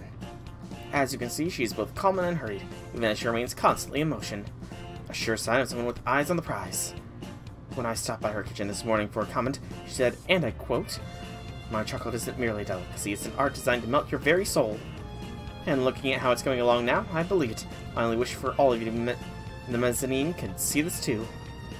I can even see it from the ground floor. Don't you have any screens around here? Unfortunately, only those in the box seats can see the action unfold for themselves. If that interests you, you can always reserve one for the next Mad Match for 60,000 more pounds. 10 times the price of the mezzanine seats, Sounds fair. Next, please direct your attention to Lady Artoria and her dazzling collaboration with her assistant in the Star Kitchen. Is that a cake? I've never seen such wonderfully intricate decorations on one before. Her assistant is practically glowing with magical energy. I mean, sheer concentration. In the midst of all this chaos, she's adding details down to the millimeter. What an absolute madwoman. We may have a dark horse on our hands. Mash does have that attention to detail. Word on the street was that Lady Nock was a shoo-in to win. At this stage, it looks like the odds may actually be favoring the Star. Oh, it already looks good enough to eat. You really are great at this, Mash. Okay, now to add a pinch of my secret ingredient. Yeah! Oh no. What did you do? Are you an idiot? I do beg your pardon. Please continue to enjoy this unique form of chocolate making. What did she just do? So we should just run for it now, right? Nah, I can't believe I'm saying this either, but we still don't know how this is gonna go. Valentine chocolate's more about feeling than flavor, right? So there's still a chance she could pull ahead. Flavor is important too, though. Time's up. Alright, contestants, let's see what you've got. First up, Lady Nock in the Moon Kitchen. You don't even go through the process. You don't even show us a freaking chocolate. Like, you couldn't do that? Seriously, game? Magnificent, truly magnificent. The sheer artistry and technical skill on display is a sight to behold. This chocolate Edinburgh castle with a special 19th layer coating perfectly captures the dignity of a queen. If there ever was a chocolate to take its recipient's breath away, this is it. I actually think receiving this could be a bit much, in more ways than one. It's all true, of course. There's no need to be that effusive with your praise. I couldn't have done this without my capable assistant, Aiken Drum. Thank you, Lady Nock. Now it's time to see what Lady Artoria's made in the Star Kitchen. I can't imagine why you made such a bold choice for chocolate, but let's see it anyway. A heart. It's just a normal-shaped heart. No, it can't be. What the meow? What's the meaning of this? Woohoo? What's with the reaction? I understand you feel, everyone. I'm right there with you myself. But as your MC, as judge, it falls on me to be the first to say this, so I will. What an incredible shape. Smooth, plump, and seems to be practically pulsating with warmth. Now that's what I call a Valentine. We are all witness to the birth of an all-new chocolate design. They've never had heart-shaped chocolates. Huh? Woo! What power, what strength. I can feel my blood boiling with excitement just looking at it. I simply have to ask you, Lady Artoria, how did you come up with this design? Why did you have to abandon that lovely cake your assistant made in favor of this? That shape is the Northern Fairy's most venerated symbol. It means prove thyself the strongest. What made you think to use it for your chocolate? Are you some kind of genius? Oh no, definitely not. Mash just taught me how to make it, that's all. She said it also represents the heart, even though it looks nothing like a real one. And since it's so simple to make, it's easy to put your own heart and soul into it. You need to put your heart and soul into. What a beautiful expression. I can't believe I, of all fairies, forgot about the single most important thing that goes into chocolate. That's right. It doesn't matter how expensive your ingredients are or how fancy the brand is. What truly matters is the feelings you put into it. While Lady Nox's chocolate is undoubtedly more beautiful to look at and surely more delicious, there's no question that Lady Artoria's chocolate is the clear winner when it comes to sheer passion. As at this moment, I have nothing but the highest respect for her. And so we have our winner, Lady Artoria of the Star Kitchen. That's it, Artoria. You finally found your own forte. Completely uninvolved, taking credit, of course, Muramasa. Well, I'll be damned. I had no idea you had an ace like that up your sleeve. Would you consider selling me the rights to that idea? You did it, Artoria. It's all thanks to you, Mash. This makes the 212 practice chocolates we've made worth 212 practice chocolates. So is there no concept of the heart shape here? Sure looks that way. Either that, or they just don't associate that symbol with art or soul. I mean, just look at Nox's magical energy aura. She can't see herself, can she? This doesn't make any sense. The castle should have won no matter how you slice it. How did they get into some kind of feel-good story? Now, let's just call this a one-of-a-kind fluke victory. Besides, knowing Nox, I'm sure it'll just be a matter of time until she incorporates heart shapes into her next beautiful cast. Huh? Uh-oh. It's alive. Hey, Artoria, how come your chocolate looks like it's pounding? Did you do something to it? Just to be sure, it's not about to explode, is it? Of course not. Not even Artoria would mistake gunpowder for sugar. Nope, I definitely didn't. Trust me, I tasted every ingredient and only put in the yummy ones. All of them. All of them? What exactly do you mean by all of them? I mean all the different ingredients, of course. Oh no. You guys said so many good ones for us to use that it would have been a waste not to use them, right? Oh no, Artoria, what did you do? It's true, I saw it myself while Mash was cleaning up the mixing bowls. Lady Artoria used some shifty techniques to squeeze all the ingredients into the chocolate. That gave the chocolate a massive amount of magical energy, fusing its ingredients and creating a new life form. What did you do? And now, as you can see, it's created a calamity that threatens the entire world,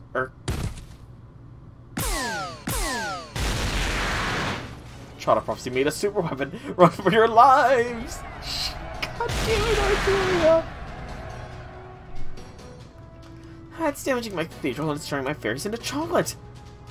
What in the world were you thinking? You can't just mix in and everything. Let me guess. You're the kind of fairy who thinks anything that takes 10 minutes at low heat to cook can also be cooked in 2 minutes at high heat, aren't you? Mm-hmm. Aww. Master, we need to fight to preserve Artoria's honor. I mean, to cover up the evidence so ours just can't be saved. Oh, nice turn of phrase there, Mash. This is great. Please don't beat it up too badly. I promise it's just something really yummy. Aw, poor Artoria. Oh, this is great, though. Let's be honest, this is hilarious. Gotta bring in Mash. And yeah, this squad, it's a berserker. I'm guessing it's one enemy. So I'm gonna swap out the Lancelots. Or swap around the Lancelots. But this is great. This is hilarious. I love this node. It is so good. It's such a lighthearted change of pace from everything. Excuse me. Misbegotten monstrosity. Don't talk about the poor chocolate like that. I just misunderstood.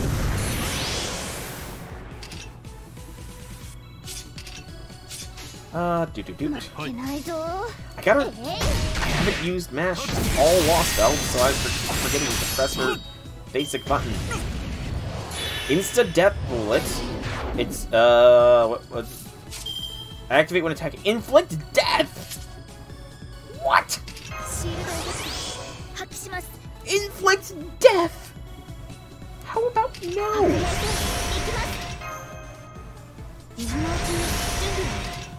Mash, get some invincibility up in here.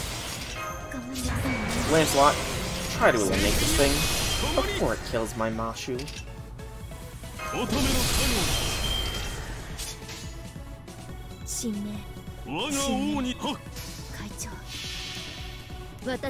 Please kill this thing. Lancelot, save your dog.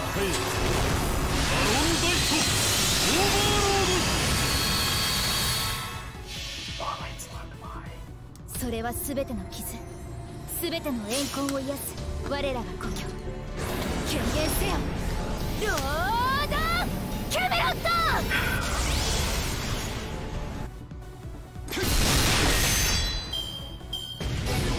It hits through the death. Oh no. This is actually kind of bad. Yeah, this isn't good.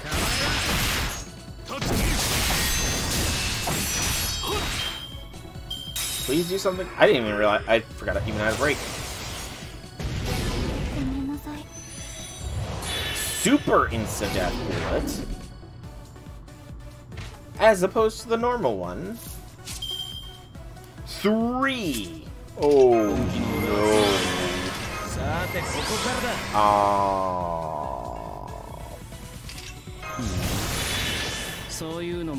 That was pointless. I should have used punishment on this thing.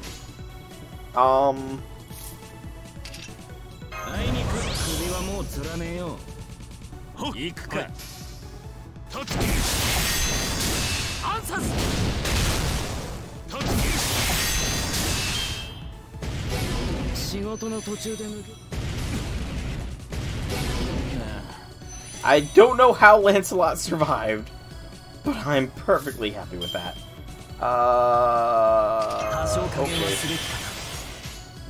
Okay.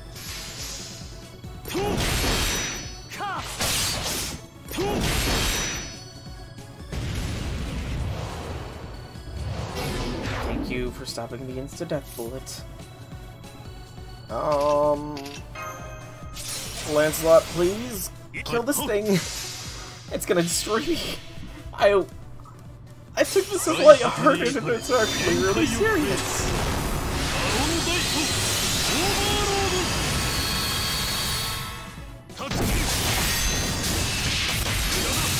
Thank you, Lancelot. You saved the day.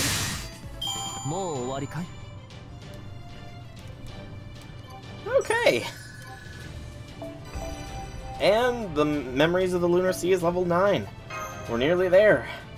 This Mystic Code is almost done. Hoorah.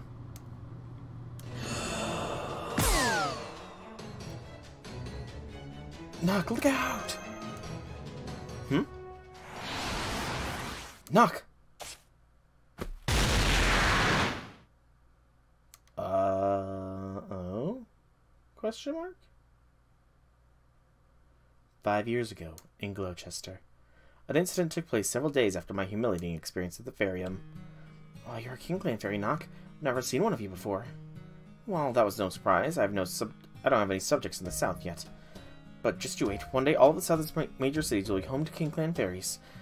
That's what the northern fairies all want, and it's the destiny I've inherited from the previous queen. So you're carrying the last queen's purpose, huh?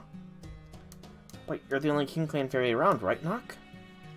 So even if you do get the northern fairies to move here, doesn't that mean there will be more Kingclan fairies? Sure there will. Any fairy I share my blood with becomes part of the Kingclan. Is that what sort of mindset thing?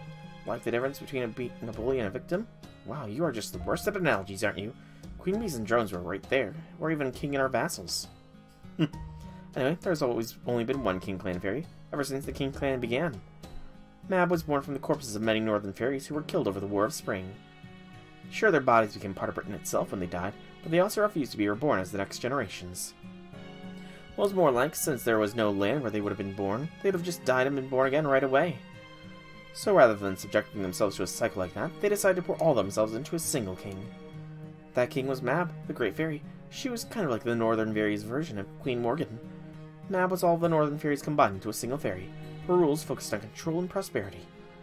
That allowed her to share power with anyone who swore loyalty to her.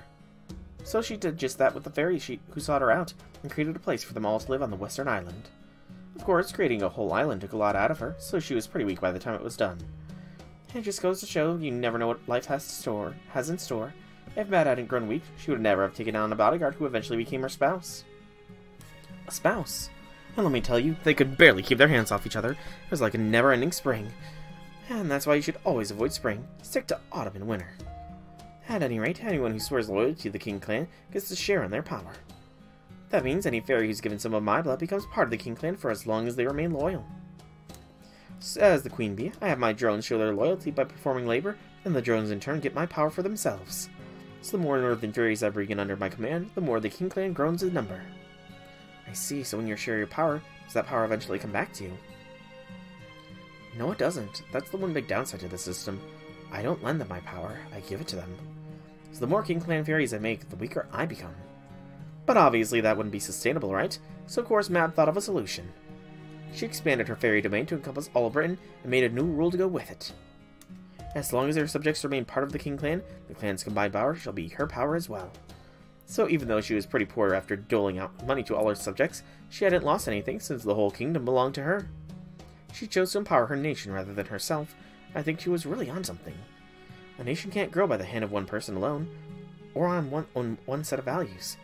You need many working together to make it as rich and beautiful as it can be. Gloucester here might be a little, twisted, but it's still a prime example of what I'm talking about. That's why my duty is to claim Camelot's throne for myself and unify all of Britain.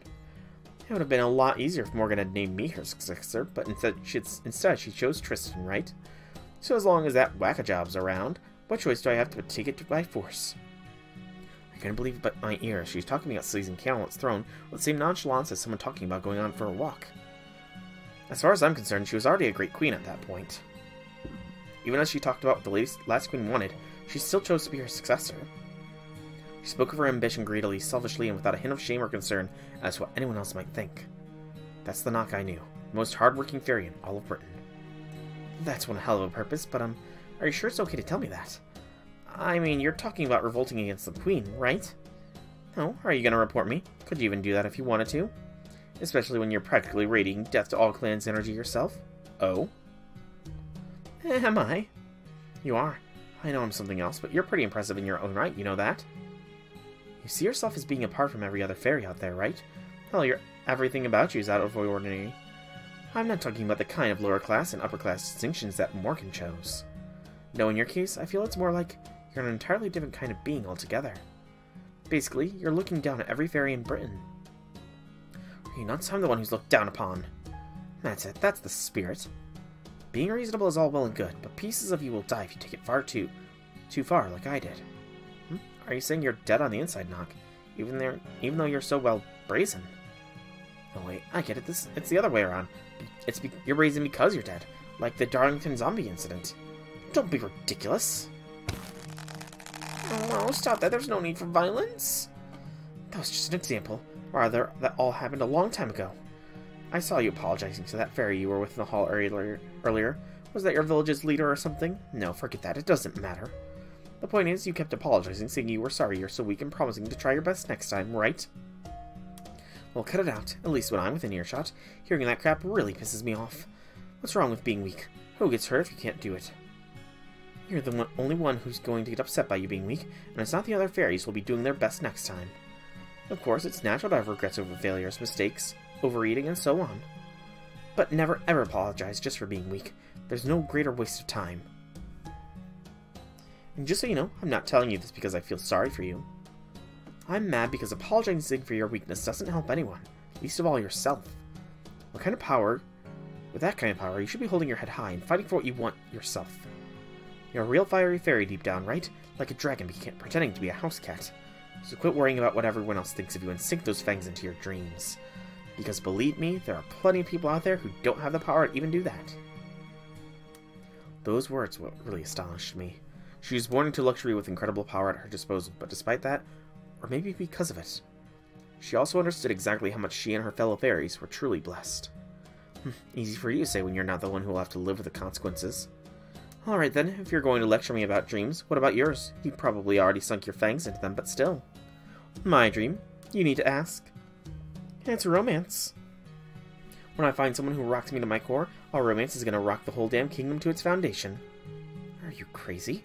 Besides, that's no dream, that's reality. I mean, you must have had a lover for ages now, right? Well, that's just it. I don't. Hold it, you just laughed at me in your head, didn't you? Don't get me wrong, I'm not lacking opportunities. I could have anyone in Edinburgh if I wanted. Right, how could you not when you're so pretty, but then why aren't you dating anyone? I guess it's my way of setting myself apart from the last queen. You know how depriving yourself of the thing you want most lights a figurative fire in your belly. Well, I'm going to use that fire to claim the throne and save my romance for after I'm King of Britain. Aww. It was so ridiculous, I couldn't help but laugh. She didn't even realize that she had her purpose and her dream completely mixed up. She didn't want to become king so she could then have a romance. She just wanted the romance, and felt like she had to get her predecessor's wish out of the way by becoming a king to do it. What's so funny? What's your dream anyway then, huh? Is it much better than mine? I guess mine's not too far off. I want to try walking around the city as an upper-class fairy. I want to be proud and stylish like you are. I can only imagine how great that must feel. I remember thinking I wouldn't mind having her for a rival.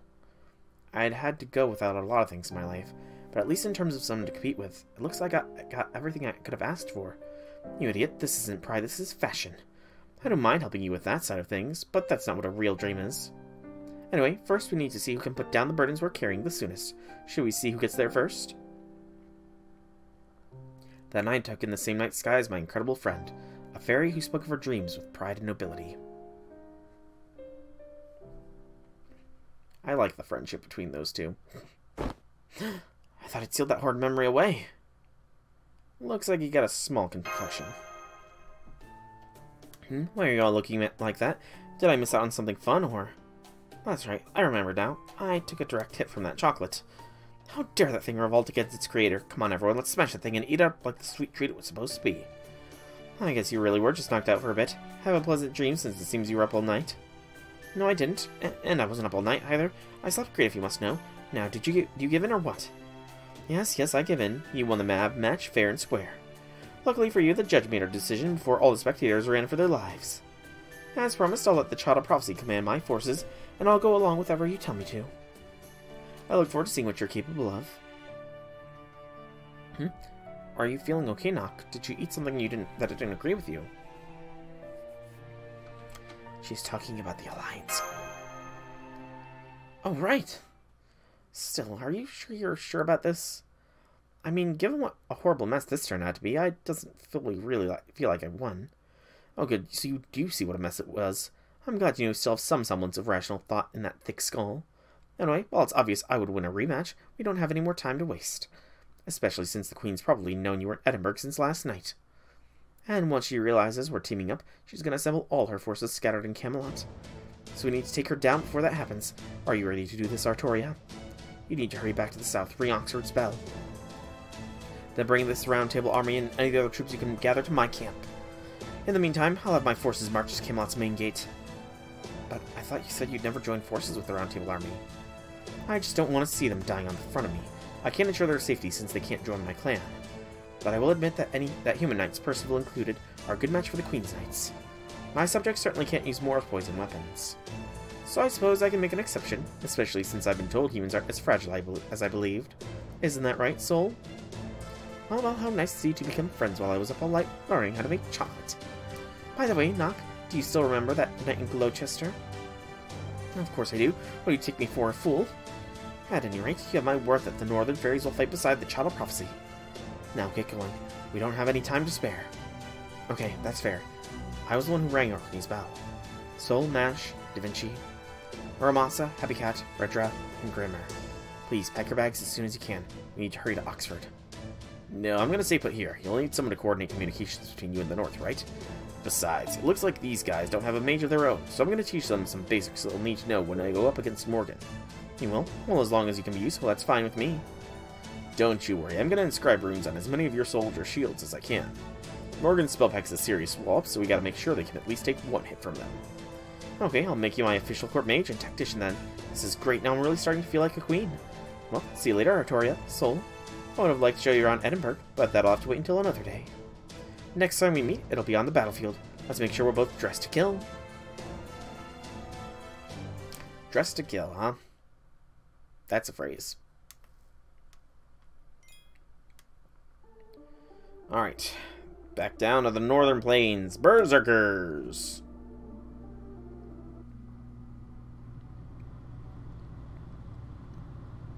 Leaving Edinburgh.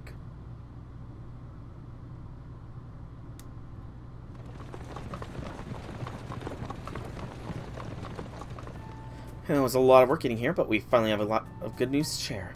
I can't wait to see the look on Percival's face when I tell him Nock agreed to do what we say. Oxford first, though. Well, look at you getting like a schoolgirl. Really enjoyed your match with Nock, huh? Yeah, I guess so. Plus, maybe it's because I stayed up all night, but I don't have any weird dreams. Still, now that I think about it, I have been enjoying myself a lot. And not just in Edinburgh, for this whole journey. In fact, once we defeat Morgan and this is all over, I think I might even miss traveling around like this. Oh right, you said Asik and I look identical, don't you? And saying that kind of thing probably doesn't make it any easier for you, does it? I'm sorry, this whole experience must have been a lot for you. Still, in a way, I'm glad you're mourning her loss. We're both lucky to have you as a companion. Not at all. I'm the one who's lucky to have such great companions. There was Asik, the Black Knight, Rhynek, even though he was a little scary, and,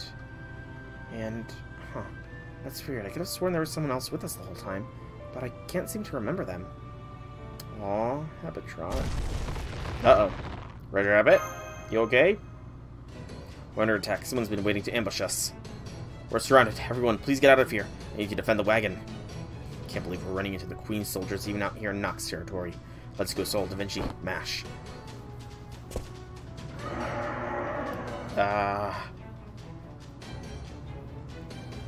Human Moors? Damn it, I know what I just said. But stand back, Sol. You shouldn't even get near these things. Da Vinci, Habitrot, we're gonna take care of them ourselves. Got it? Works for me. Sol, Mash, you to keep your distance. I'm guessing those things are human Moors, huh? I thought the Moors only affected fairies. Oh, we don't even get to choose the party. 20 of them. Okay. On defeat, inflict poison and curse to a single enemy. When damaged, inflict force, morse, illness. When HP reaches 0, inflict poison and curse, and poison and curse, and poison and curse to a single enemy. Good gracious, is that enough poison and curse, do you think? Okay.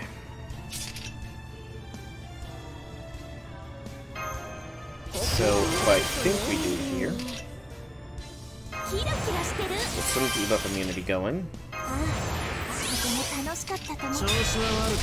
and have Muramasa smash.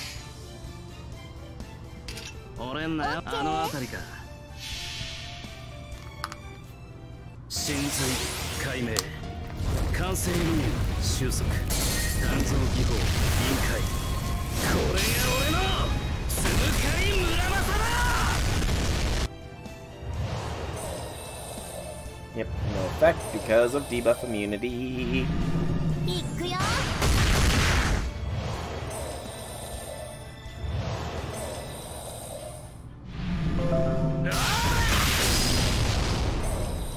However, that's gonna be Muramasa's debuff immunity done, so we need to try and get kills with Da Vinci now.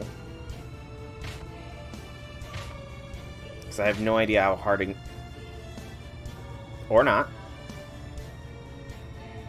I was about to say I have no idea how hard hitting this poison and curse is going to be, and I guess I won't find out.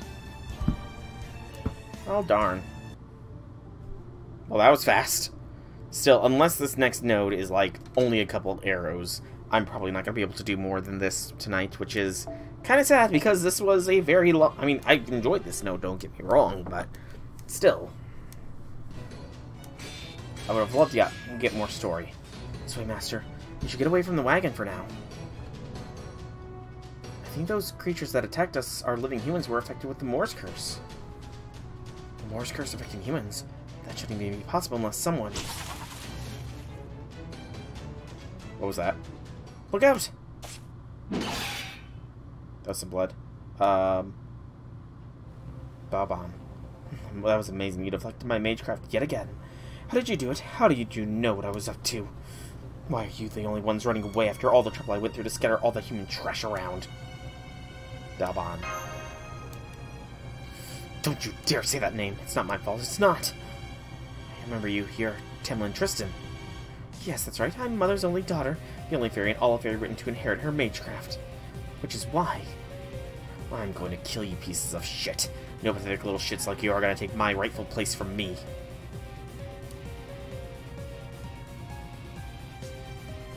Okay, formation limited. 2 NPC servants set. I like all the Areshas here. But I need to check here really quickly. Just give me... You know, it doesn't matter. Cool. Okay, so I do have Castoria and Mash already. So...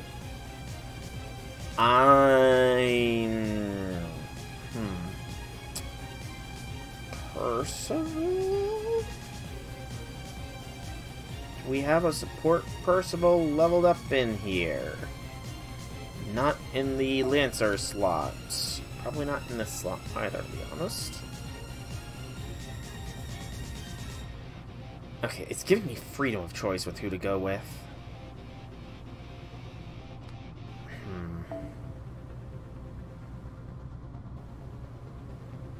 And I probably shouldn't hold back that much.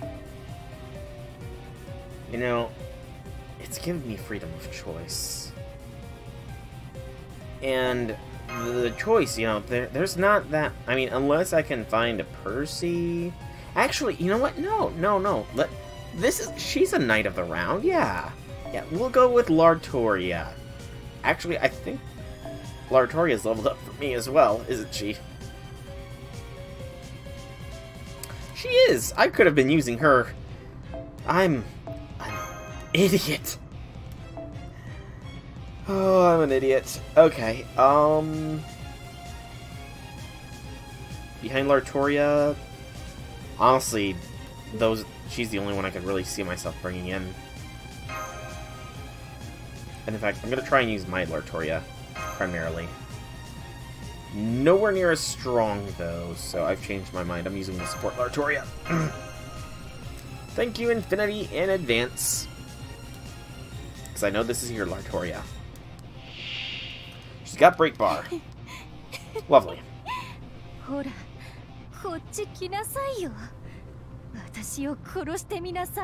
to kill me if you can. Come on now.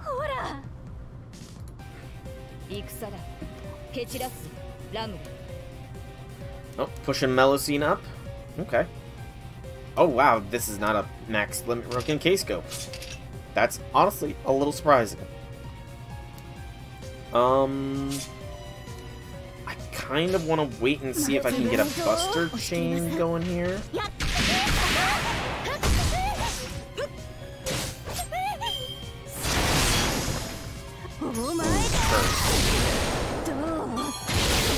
Nope, I'm saying up.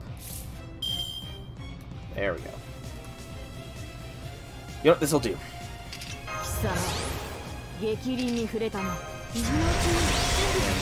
That. Crit Star Gather 8, Crit Strength, yes. There we go.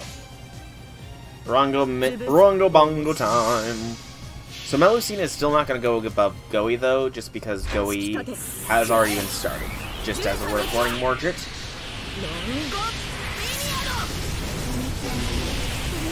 How do you like Curse Baobon?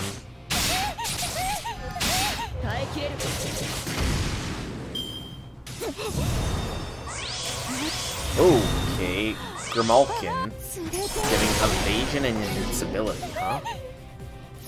How much is that? Just 1 evasion and 1 full turn of invincibility. Okay. In that case... go like this to get the Castoria NP ready, and have Mash's NP waiting in the wings.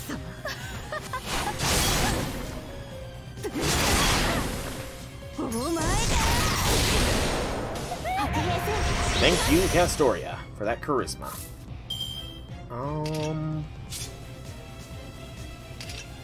I think I'm gonna do this. Yep. And then Mash is gonna throw her invincibility on herself. Because I don't remember. I think I think Baobon is single target. Defense ignoring. NP seal. That would be annoying if that ends up happening. Let's buff block her as well. Oh, I completely forgot she has evasion. I'm a dum-dum. So... we don't need to Rango Bongo this turn. In that case... Doot.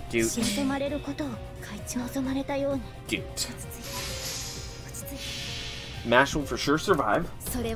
We'll cleanse all of the debuffs we currently have applied.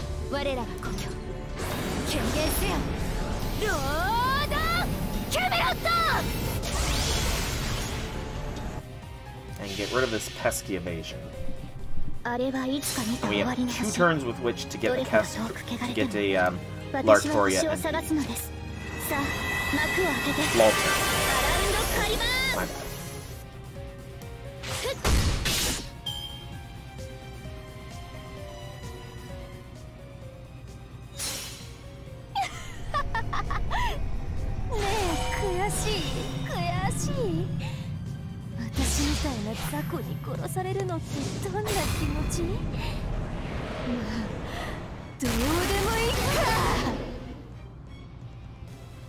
I honestly don't think you're weakling, Baobon. Okay. Gotta go for the Brave Chain here, like so. Should be enough to break through this bar. At which point, who knows what's gonna happen now.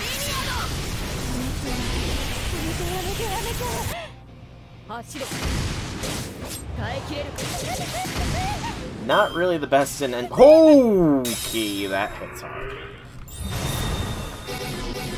2 stacks of Disastrous Curse. That's a lot.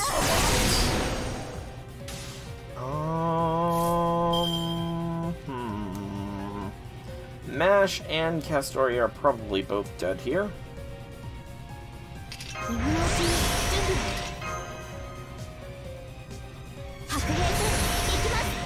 Because I don't think that these curses can be cleansed. 10 turns! Okay. But I think this is going to have to be done. By the power of a command spell, Castoria, full charge. I'm fine doing this, though. And then we do a little something like so. This will make the Disastrous Curse literally pointless. I should have probably done it the other order with Ashes being and Hugh being first. That's my bad. That's my bad.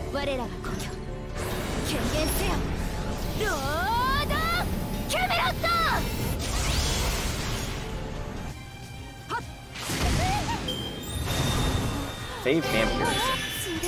Oh, charging, huh? That's more than a little annoying. Thank you, Charisma.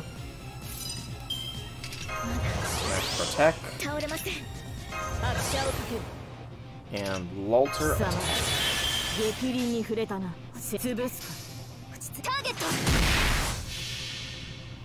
We've got a lot of defense, so hopefully it'll keep us alive.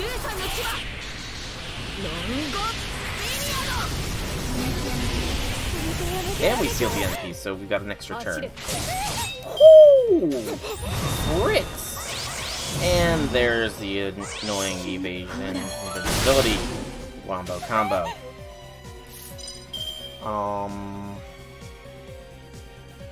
It literally doesn't matter what we do, so let's throw that on you, and then do a little this to try and generate as many stars as possible.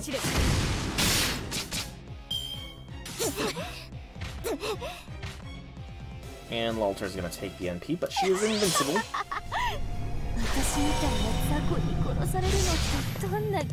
Frickin' curse. And disaster. I cannot discount the effect that disastrous curse had.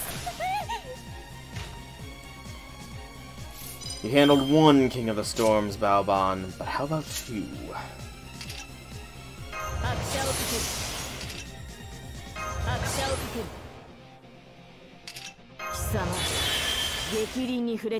Stargen. Oh wow, I don't have the upgraded mana burst. That's a little annoying. Increase our drop rate. And then it's just one single invincibility, yes. Yes. So do it like so.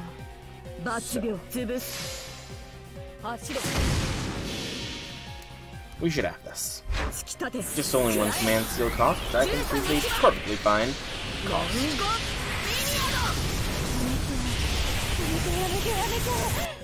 There we go. 100, almost on the dot. 100,000. If it was 100,000 on it, that would have been very nice. But it wasn't, so oh well. Bye, Balban. You so far haven't shown me why you can be redeemed, other than the fact that Beryl manipulates you like he plays you like a fiddle. I lost. Poor pathetic Balban Sith. Everyone loves Balban Sith. Of course I can't beat you. You're the Child of Prophecy. You and I are nothing alike.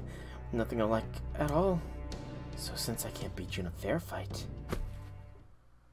I'll just have to make the human my toy instead. Uh-oh. What's this? Oh no. Soul!